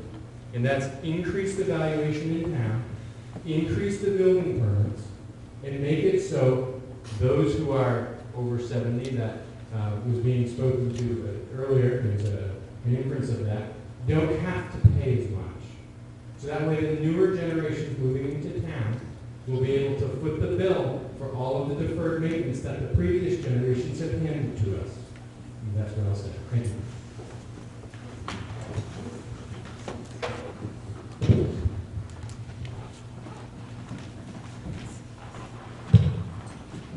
St. Clair, 14 Virgin Way. So I As a private citizen. yes. So I don't think I really got the response I was hoping for from Select Chair Ewart about the potential costs coming up for the police department, the town hall study that came out a couple of years ago. Can you talk a little bit about that range of costs? And then secondly, this misconception that building houses is going to decrease taxes. The math does not work, especially as we bring in more students, because one household does not pay for one student. One household's taxes does not pay for one student in this town, or even at Marshwood anymore. So, I can answer them very first. So I would say that projects like the home building, where you've got residential units, in any town location, are often saved by young professionals who don't have children. So there is an opportunity without sort of a project to gain taxation benefits without some of the services that Ms. Taylor mentioned. So with regard to space needs assessment and some of the range of options, I really don't rent for it. I do remember somewhere about 1.5 million, and I could be not remembering correctly. But again, we don't know what we're doing.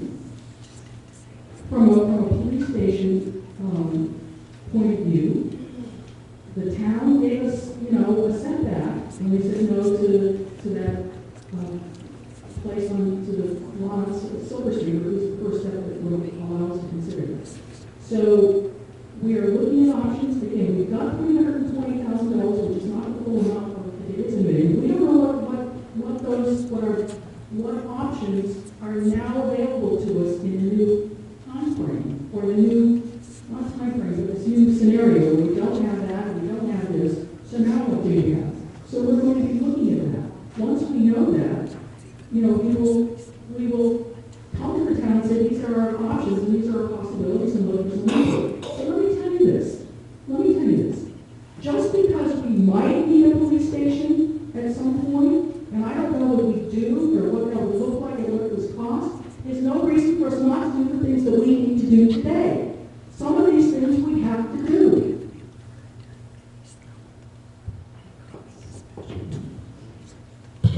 Any other comments? Wait a minute. Mr. Jansen, go ahead.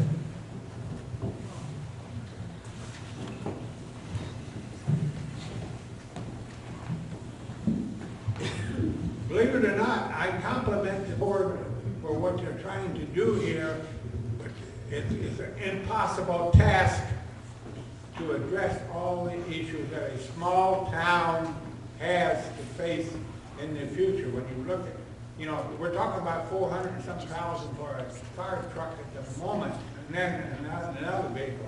So we're 450,000 or something at the moment. But we also have other equipment. I don't know how many years down the line is some other trucks are going to break down, and we're going to be told we can't buy parts anymore, so we're going to buy some more trucks. But the thing I want to ask Sue, she says it's not going to cost us anything by borrowing money. And this is always a sore point with me. She is correct. It's not going to cost anything to the taxpayers this year. But next year, what is going to be the cost of maintenance? How many dollars on the tax rate? So, and we took the 10-year projection. So we have projected $110,000 a year for 12 years for the bond for these three items. Okay. Okay. And let me answer this. The CIP plan does have replacements for the three highway department vehicles that are on the plan. The cruiser we fund a new cruiser every other year, so those are on the plan. They're also part of that 10-year projection on the line called CIP or capital improvement, whatever it is. So those amounts that you see there are part of that. If we don't do some of the items that are on the list for us to do, they don't go away. That's the point. They don't go away. And so if we don't fund them today, we may have to fund it as an emergency. We may be back here in 3 months. We may have to fund something as an emergency, in which case it comes directly out of our tax rates. We may have to fund them next year, when we may have lost an opportunity for better interest rates. We have to bond them. They just don't go away. That's why we've got this plan, so you can kind of look at the future. You can look at what is ahead of us from a capital project point of view, from a bonding point of view, from our operating budget point of view, and from our road maintenance point of view. And your projection. Sorry.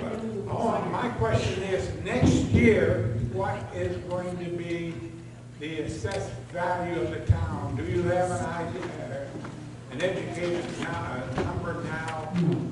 No, but Ed, our estimate of the tax increase is based on the current valuation, the current one, okay? What happens next? So what we're saying is the pie is not going to get any bigger. The pie, from the town's point of view, the pie is going to stay the same. Now, we all may be owning bigger or lesser, bigger or lesser pieces of that pie, but we're not growing that pie. Okay, and I don't think we can grow it very much because houses, as has been pointed out, and so forth, that we lose money in many cases. But we won't go there. All I'm asking is, you're saying that overall, the tax base is not going to increase much because of the evaluation. You're picking up a new house, and I assume a few, not many. I don't think I said that. What I said was, the tax impact of what we're telling you now, 0 to 4 cents as an increase, is based on today's valuation, with the same sort of small increase that we've been using every year. It's based on today's.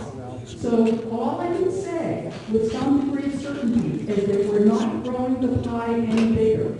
We're not growing the municipal piece of the tax rate any bigger. The tax valuation of the town is like, right now we're maybe 229 million, 228 million. With the rebound, it's going to go up 5 to 10%. I don't really know. But it's going to go up. That doesn't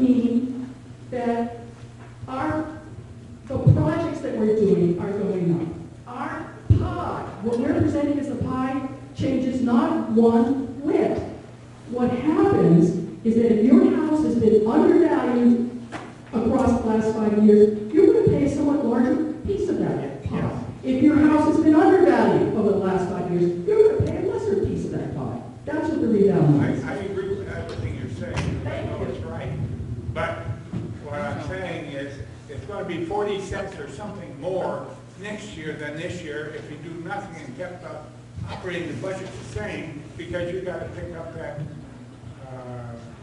100,000 or whatever it's going to be on debt maintenance if you go out 12 years. And if we don't bond, then next year we have direct warrant articles that we have to spend. We have to do the fire. You can say we don't, but I'm going to say we have to do the fire engine, we have to do the culverts. So it's 110, we've got it budgeted as 110,000 over the next 12 years. All I'm asking is, don't say it's not going to cost people anything this year, but you should complete that, but it will cost you 40 cents or whatever it is. I believe I said that. I didn't say 40 cents because we don't know because of the rebound. I know you don't know exactly, so I just picked out a number. We did say that. I said that several times today, I believe. The projections say that. We have said that. I might say just a Point of order, please. Okay. I think we're getting I into think we're cross-talking a little too much. Okay. Only one last thing I'm going to say. I should be here as an old guy saying, bond everything because I kick it down the road and I won't have to pay it this year or so forth. So I theoretically should be here saying bonding is a great idea, but I know all that it's not a good idea. You see what the federal government, the situation we're in, and I'm worried about the crash that's coming within the next 4 years. And then, well, that's not.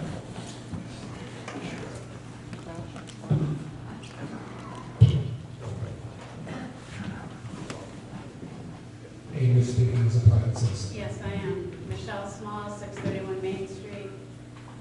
I just want to say I've been here 30-plus years myself. I've been on the Budget Committee a long, long time. You know, there's two ways to run a home, and there's two ways to run a government and an infrastructure, and one is panic control. I certainly, in my younger days, and I'm sure in others, that's what you do. You paste the Band-Aids where you have to paste them. And I've seen this town function that way. You know, the other way to do it is to put a little money away as you go so that when big projects occur, there isn't a big bump in the tax structure. As a taxpayer, you know, my goal, the way I run my home and the way I would hope the town would run it is we try to keep it stable so that people don't get a $600 surprise or a $1,000 surprise each year in their taxes. I think it's responsible. I think it's a welcomed piece of the CIP to see, okay, this is where we're going. I do that with my home. I put a roof on. It goes on the ledger for, you know, the 30 years, which I may not be here for, but somebody's going to put a roof on it in 30 years. And the money gets put away to do that. So, you know, as a private citizen, I trust what's happening with the bond, and I'm a cash person myself. I would love to say, and Ed, you know, has said it for years, we don't bond, and I love that. But I think at this point, we've band-aided so many things for so long that if we don't bond it, the tax impact is unreasonable for the taxpayers of this town. And I think we need to move forward and put the money away in a responsible way in all these little funds so that it can come back and be corrected and bring us to, you know, we're not going extravagant. This is not a town where we have, you know, in my job, I've been in towns that have marble on their town hall countertops. I mean, we're never going to be that. That's not what this town is.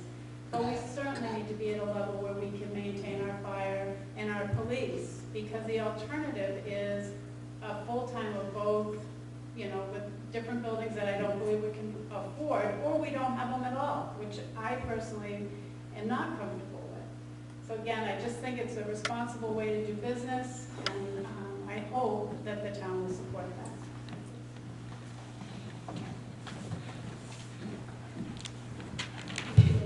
Sunny?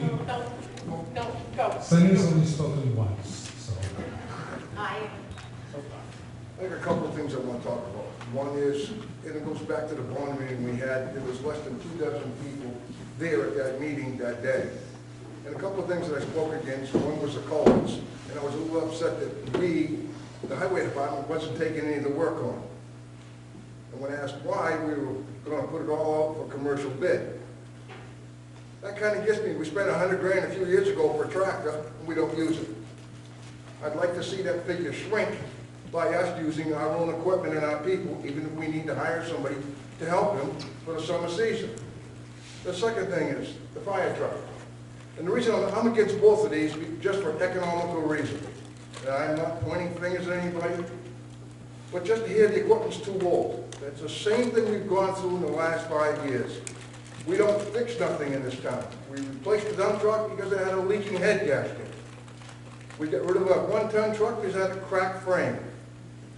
We got rid of a tractor because it was too old. Now we want to get rid of a fire truck because it's too old, and they say the transmission can't be repaired. I gave the chief a quote this morning for overhauling that transmission.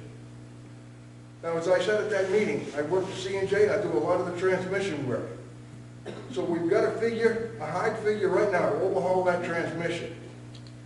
I'd like to see the truck replaced in 2018, but I'd like us to keep the truck. If we get rid of it now and we go with the, oh, what's the word I'm looking for there? Yeah, the grant, that means we gotta get rid of the truck. We've gone through it, that means the truck needs to be destroyed. The engine, not so much the truck, but the engine. And you can't just drill a hole in the block.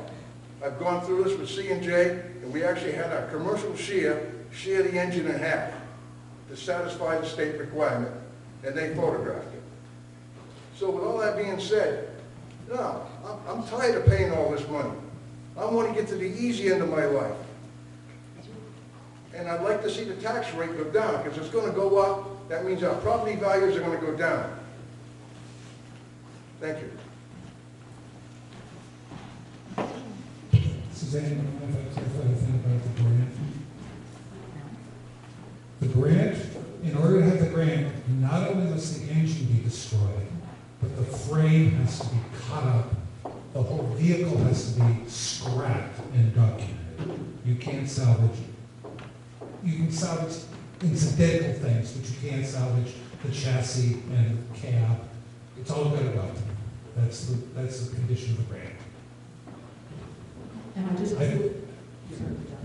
like to remind everybody that the value of the grant is between $100,000 and $12,000, just so that we keep that in mind.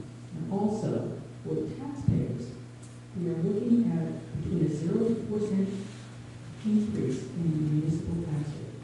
0 possibly to 4 cents, and because it's only 4 cents, my guess is it should be equal to 0. So we seem to lose track of that. And I know there's a chance to keep saying, yes, we're going to have to pay a new bond this year, but next year we will. Absolutely. You look at the 10-year projections. The bottom line for next year is less than today's bottom line. So we are committed, we the board, are committed to keeping those costs overall across all those big items as stable as possible, so that we don't have tax rates that go like this, so that we have a tax rate that sort of goes like this.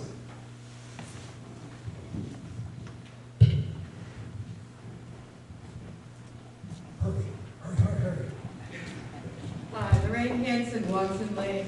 I commend the board for working so hard to put this whole package together for us. It seems to me that we have to look to trying to do everything we can to even out our spending in the future and doing the capital improvement program, looking at putting money aside and doing bonding. All of those things together will help us keep those things level. I frankly, too, I'm not over 70 yet, but I will be, and as soon as that happens, I don't really want to see taxes spiking unexpectedly.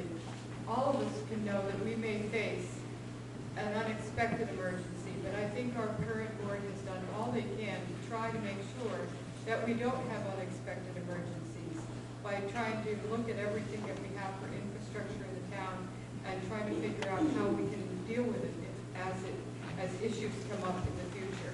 I think they've done a wonderful job. I support the bond, and I hope that everyone else will too.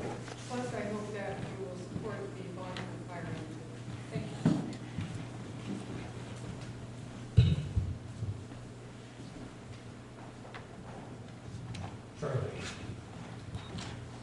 Speaking as a private citizen, of course. Speaking as a private citizen, Charles Putnam, 85 Sligo Road. I want to commend both the Budget Committee and the Select Board and the people who've asked questions here. We live in a democracy. We're voting on a lot of money. I think the questions that have been raised have been good questions. I think the discussion has been civil. And I think that there are a lot of important considerations that help me as I think about how I'm going to make my vote as a private citizen that have been raised here today. So I want to commend everyone for their contribution of time and talent to the town.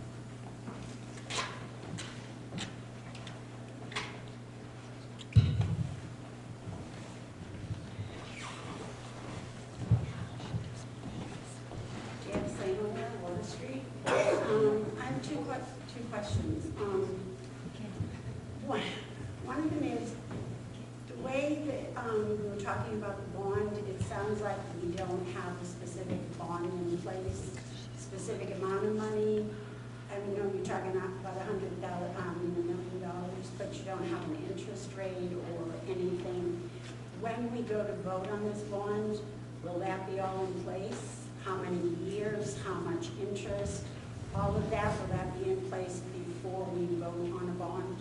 Some of it might be in place, some of it might not be in place. So when we did our projections, we did them on what is in place is the overall cost of the bond payment, so that they're unchanged.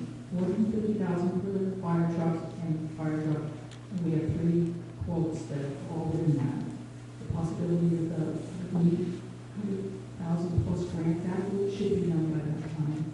The $435,000 for the culverts, that is the project budget, that's not going to change.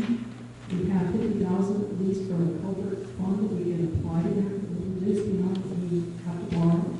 And then the transfer station, $190,000 budget, we have quotes on the equipment. We're in the process of getting other quotes, we're going to stay within that budget because we have to. So once we know those particular amounts in case that they're going to change, we will then know the overall terms, length of time, interest rate amounts. So what we did, in order to know how this was going to impact us going forward, we did $1.025 million, which is the project budget for these 3 bond warrants, and applied a 3% interest rate across 12 years. We made longer terms on culverts because they have 50-year lifespans. We will not have to do shorter terms on them because all of the items that we're looking at are at least have a life of at least 12 years, including the transfer station equipment. So it is right now, and I think a reasonable estimate for what we will be paying in future years, including less. So when we vote on this bond, we're voting on what may happen. We're not voting on a specific amount of time and a specific interest rate. Will that be signed, sealed, and in place before we vote? No. Is what I'm asking. No, which is not unusual. So the law says, the law says that to raise and appropriate, do you have a warrant, Carolyn? Others do, the budget committee all does. It's there. Okay, so my question is, so Can I read it to you? Can I read it to you? To see if the town will vote to raise and appropriate a sum of $450,000 for the purpose of purchasing a new fire engine. That is not going to change. We are asking for the town to raise and appropriate a sum of $450,000 for the purpose of purchasing a new fire engine. $450,000 of such sum to be raised through the issuance of bonds or notes under any compliance with the Municipal Finance Act, RSA 401. To authorize the select board to apply for, obtain, and accept federal, state, or other aid, if any, which may be available for said project. So that would be up to 25% from the grant. And accept, and to comply with all laws applicable to said project. To authorize the select board to issue, negotiate, sell, and deliver said bonds and notes and to determine the rate of interest thereon and the maturity and other terms thereof. This is a standard bond warrant article. It's not unusual to not have the terms of the loan until the board has authorized it. Now, we may have them for the culvert because we started a loan application package with them. The bond, if we go to the bond bank, that process doesn't start until April. So there's no way we can know the terms of this. Can I just clarify something here?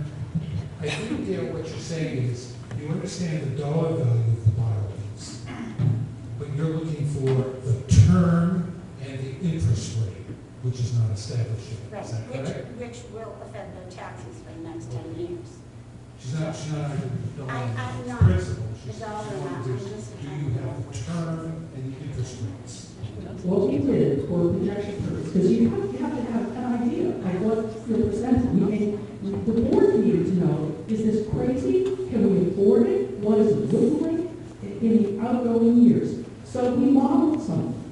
That's what's in the 10-year projections. We modeled the upper amount that we need to borrow for 12 years at 3%. That's how we modeled it. And I think it's $110,000 a year for 10 years. We could be paying less per year. I suppose interest rates really go sky high from now until town meeting. I suppose it could be more. But the best that you can do for some of these things is to provide a model so that we can come here and tell you we've got zero, we're anticipating a zero property tax increase this year. Look at our bottom line next year. It really is, I think it's lesser than this year. And I think the year after, it's pretty much the same as what it is now. Those are the projections. So we're not going to have a tax rate that goes like this. Even with the bond, we have a tax rate that goes like this. Okay, and my other comment is, I think these things may all be well lit and all necessary, but it's been 15 years or more that we come here every year and we say we have to do something for the police department. I mean, we depend on them for our safety. And they should be dependent. Their lives are at stake living in this mold day after day after day. And we should prioritize what needs to be done. But that should be the top of our priority. It's been 15 years or more, and we've done nothing but throw money in there, and they're still in mold. I would just like to remind the town that we had a special meeting in January of 2016 with a plan to do that very thing, and the town said no. So it's difficult for the select board we have to accept that decision, and we did. And the town said no to a plan that we were proposing that would allow us to buy the land that abutted the highway, the old highway. The town said no. Justin DeLoe, Rollinsford Fire Department. I stand before the committee and the council here. I'd like to talk about a few things that I've heard myself. I'm not anybody important on the fire department. I don't come from the top.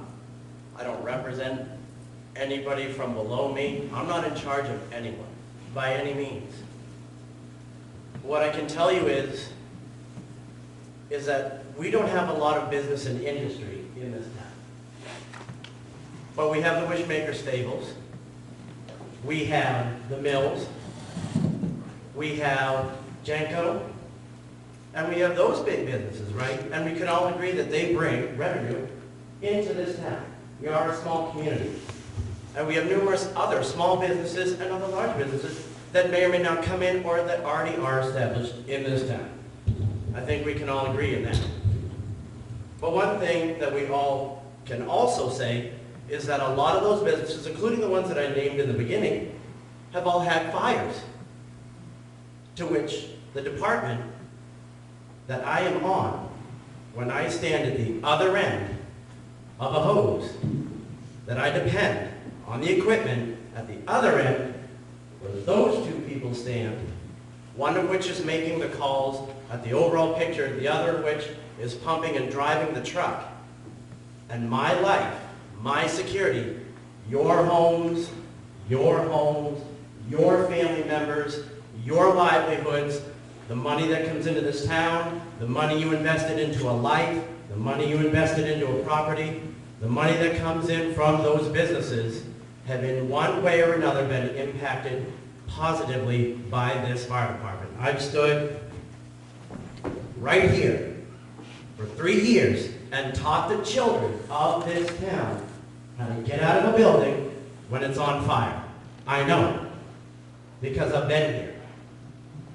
I was at the Wishmaker Stables when it was hit by lightning and nearly burned down. I'm talking nearly burned down. It was a good-sized fire. I was there. I've been there at 2:45 in the morning when you fall down the stairs and you're hurt.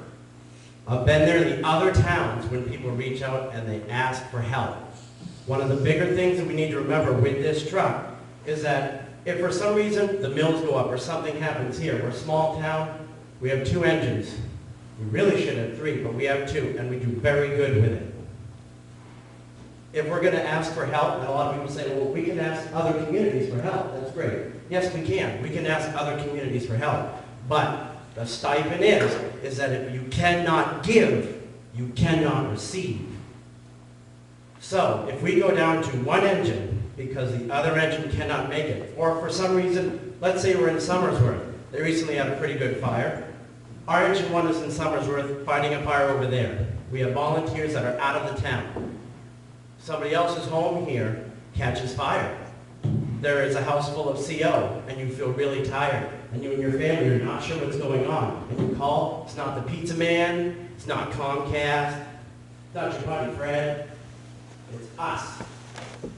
People who do not depend on a career salary coming out of this town, who are coming to your homes, their lives on the line. I did 3 months without a paid stipend to go to the New Hampshire State Fire Academy to go and get certified as an advanced firefighter. Out of 3 grades, I'm a middle grade firefighter. I gave 3 months of that without a dime. The department paid for that, and I turned around and I put the rest of my time into this. I will be soon to be becoming a shipyard career firefighter, but I will stay as a firefighter in this town. One of the big things that my chief has promoted to every single one of us, we've had the largest number of firefighters have come to Rollinsford and have since gone to other towns as a career. Stay here. You've started in Rollinsford. All of you have provided for our careers and the training to go elsewhere, but we've stayed here to protect this town. That fire truck, it may seem, well, maybe we could fix it. And yes, we probably could fix it. That's right. But I did 10 years in the service. And if there's one thing I know is when you're shot and you're bleeding, you can put a Band-Aid on it, and that might get you down the road about 15 feet. But if you could get picked up and taken to a hospital, get that bullet pulled out, and fixed, you survive. You may still live a little bit longer on a Band-Aid, and yes, you probably could, but you may not. What if and what could happen? We could fix the transmission, and the truck could last us 20 years. We could fix the transmission, and the next day the pump could go. And if we don't have a pump, and 2 or 3 of us are inside of a burning building here in this town, and we don't have a pump, and there's people's lives at the other end of that hose, and we can't get any water, and somebody dies,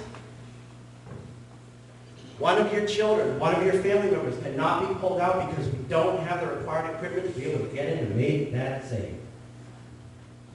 There's a car accident out here on Route 4 and somebody is bleeding and hurt. We need to be able to get there to do that. So what I'm saying is that for somebody that comes here without a career, without money coming in, purely runs off pure passion, please help us to be able to make sure that we can help you. Thank you. Thank you, Mr. Steve. We will not have demonstrations, applauding, cheering, anything like that. I just need to know where you are. I actually, well, I'll tell you what, I live in the town of Kittery, and I drive here. Excuse me, if you live in the town of Kittery, you are not authorized to speak at this meeting.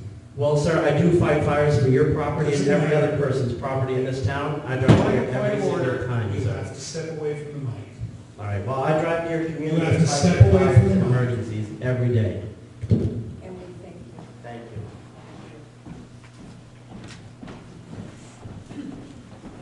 Are there any other comments from residents, I'm sorry to say? Tom Coons, Stockdale Circle, I am a resident. And I want to thank him, that was good. Kind of gives us a little bit of an idea of I'm not a firefighter, so I can't say what it feels like to be in a, oh, you know what, I really should put the mic. I'm not going to sing for you either. Thank you.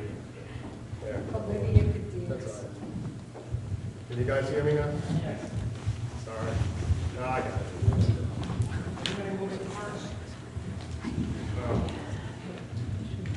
You know, I'm gonna.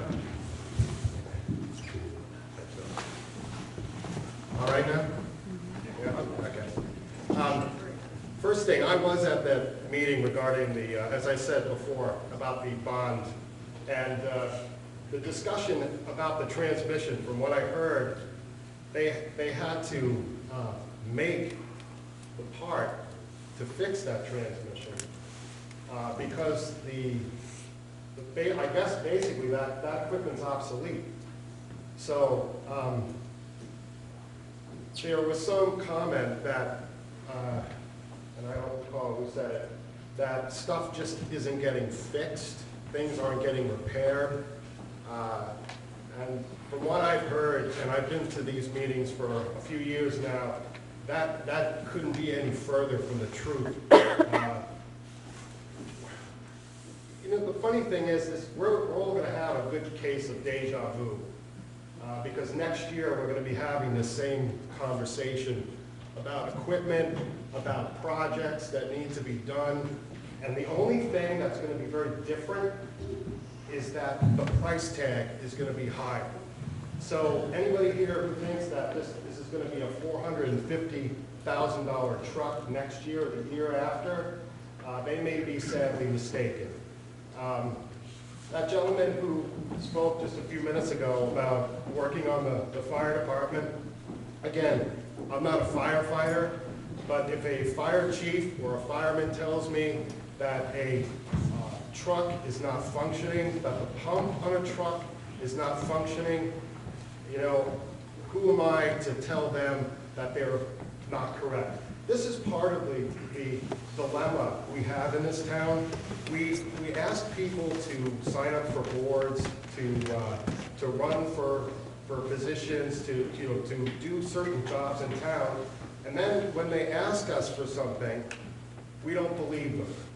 And I think that's unfortunate. All of these folks, volunteers, the select board, virtually volunteers, all of us on these boards are volunteers, and you know, we're doing it because we have nothing better to do. I can assure you, I love giving all of my time because I've got nothing else going on at home. But in all seriousness, you know, it takes a lot to get up in front of a group of citizens to say, you know what, I think we need to spend money. So I just said it. I think we need to spend money on the things that our town has worked hard to identify. I think we need to, I think we really need to spend money getting that police department fixed. That drainage issue has gone on long enough. The fire truck. I mean, if your fire chief is telling you you need a fire truck, I don't know who else you'd be asking besides the fire chief. There are things we just need to get done. And as a citizen, as a taxpayer, as a person who volunteers to try to make this town better, I don't know what else we could possibly ask for information. So I've sat here through this meeting, I've sat through others listening and hearing, and you know what, I have an open mind. If something doesn't need to be done right away, okay. But let's make sure that we're not just kicking the can down the road and asking future generations, future citizens to be paying a higher toll, a higher amount for something we should have fixed now. And this has gone on just way too long with so many things. But I want to thank the select board, the budget committee for putting in the time, and I really hope that you know, we can get some of these things passed and get some of these things done so we're not talking about them next year. Thank you. Is there anyone else who wants to speak on any related issue other than the fire truck at this point? I think we've beaten that thing pretty much to death. One thing. No, Oh, Make it brief. We'll be very brief. I know firefighter Bill came up here and said his piece. One thing I just want to kind of reiterate, and he comes from Kittery. The fire department has 24 members. I will tell you there's six members that live in this fire department. Every other member that comes here to protect your interests live in Somersworth, Dover, Rochester, all these other places. So I just want to make that, it's just a point of fact that there's very few people in this town that come and take care of these issues for you. Their loyalty, I always pass the point that don't ever forget where you come from. These guys started with that fire department, they are loyal and dedicated enough that they stay from another community to come here and protect this one. So I think that, As chair, we appreciate their service to our town, we really do. But here we're talking about the legality of who can speak at a public hearing, and it's only residents. That's the point. totally understand that. I just wanted it to be known what the members of your fire department, where they come from.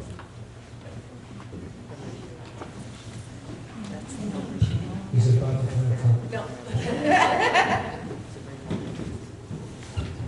I just want to ask, the select board has put a lot of time and energy into this plan for the future, the capital improvement plan, the culvert, the road plan, so forth. And in respect to that, I value the time they put into it. I go to the meetings, I go to the school board meeting, I go to the select board meetings. I can't make it to the budget committee meetings because that's the one night that I have kids. I serve on committees, I take care of my kids. I serve on committees. I'm part of the newly formed rec committee. I'm part of the historic committee in this town. I am proud to be actively involved in this town.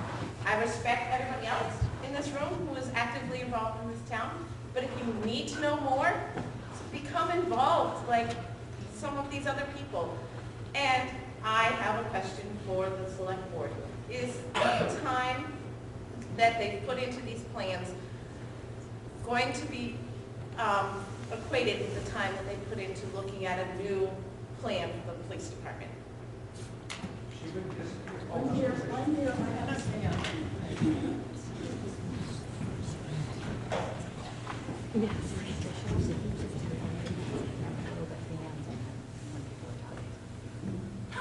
Yep.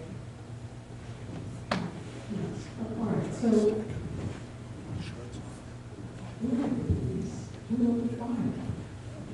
We're supporting all of our employees, and mostly what I want to say is our job is to protect the public assets of this town and provide a safe environment for all of us, for employees, for the residents, for all of us. It doesn't seem like it's arguments to say that I'm concerned about the safety over here, but I'm not concerned about the safety over there. As select board members, we're concerned about everyone's safety. We are going to spend time on trying to determine the next plan for the police department. And I don't want you to think that we don't work on this. We came to the town with Plan A, it didn't work. We spent this last year on Plan A, it was not publicly known, that didn't work. So now we're going to have to see, we're going to have to identify what our other plans are and to spend time on them. But not doing some of these projects doesn't make the police, the answer for the police department any easier. Because if the culverts fail, we will have to repair them in an emergency measure. If the fire engine fails, we will have to replace it in an emergency measure. So those problems don't go away. This is our opportunity to resolve them now in a way where our spending is controlled and will be known going forward. And we'll come back to you and we'll have some clarity on how best to manage a resolution for the police space. Okay, are there any other comments that's not repetitive of what has already been said? No? Last chance? Okay. At this point, the hearing will be adjourned. And Brian, is still some items. Okay, as we do. Yes. Still the Bible.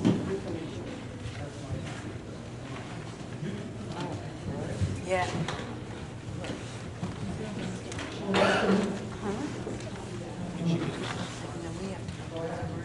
So the last items are those warrant articles you see on the warrant that ask you, and ask all of us, to add money to our, in essence, our savings accounts.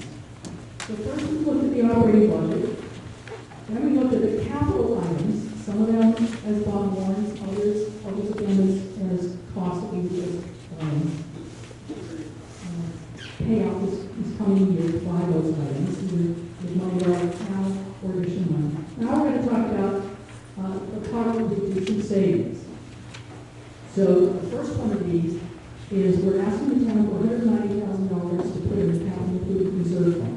So that is a fund that this year we are saying can cover the town drain, the town hall drain, the van vehicle, the service truck, and several other projects, communications, the public safety, various and sundry items. So we're asking for $190,000 this year with a tax impact of 83 cents. If you look at it, if you look at the CIP is out there, I think we printed a copy. If you look at that in 2018, I believe what's coming up is a cruiser. So we will be able to save about $44,000 for the cruiser. And I think the other one is a heating system of the highway department, and we will have that money to do that. So this $190,000 more than covers both of those. So this is for some of those projects and projects going forward. The tax impact of 50%.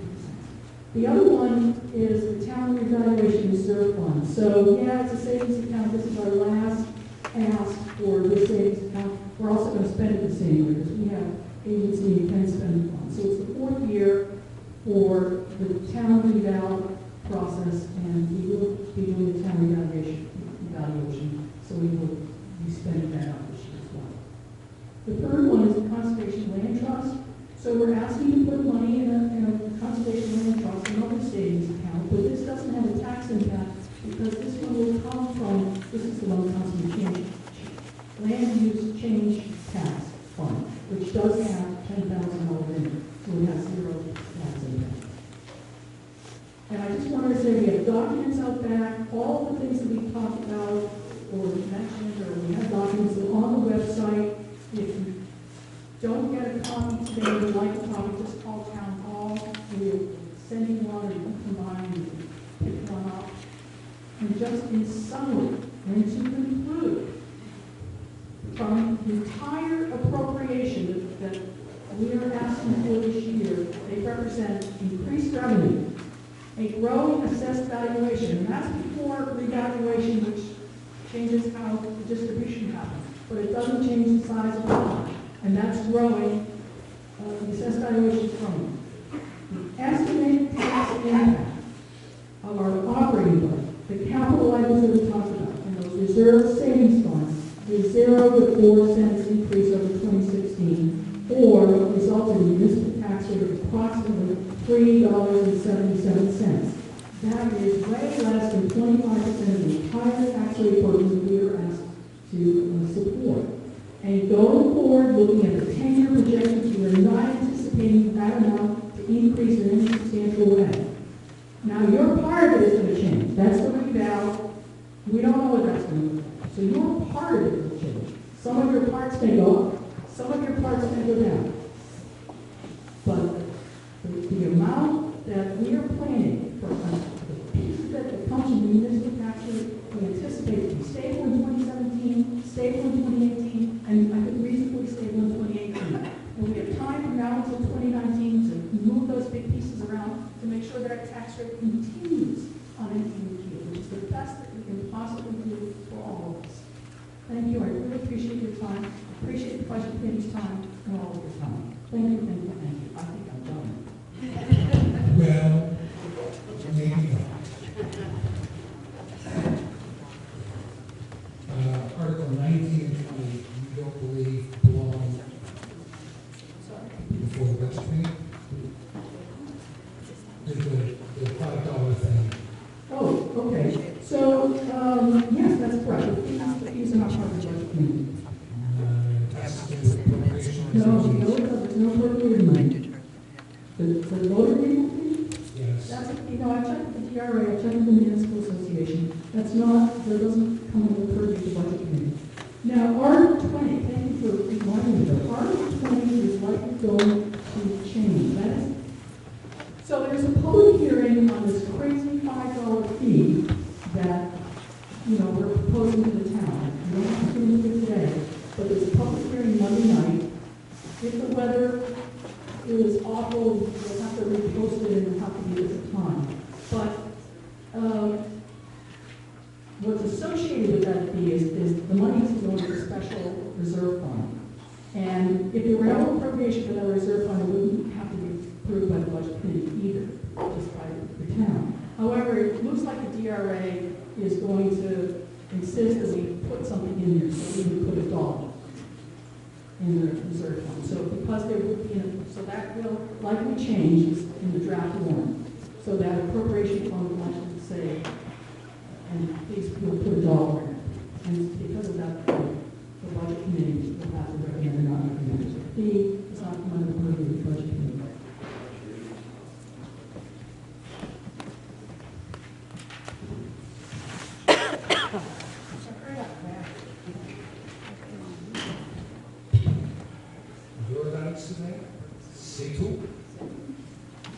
Are there any comments on the stuff, other than the fire truck, please? Anything that's been in the warrant articles? Did we miss anything, have I? That you know of? No. Then we now adjourn the public hearing. We will take a short break while we take care of certain fees. And then we'll come back for deliberation. Thank you very much for coming in. That's a tough one.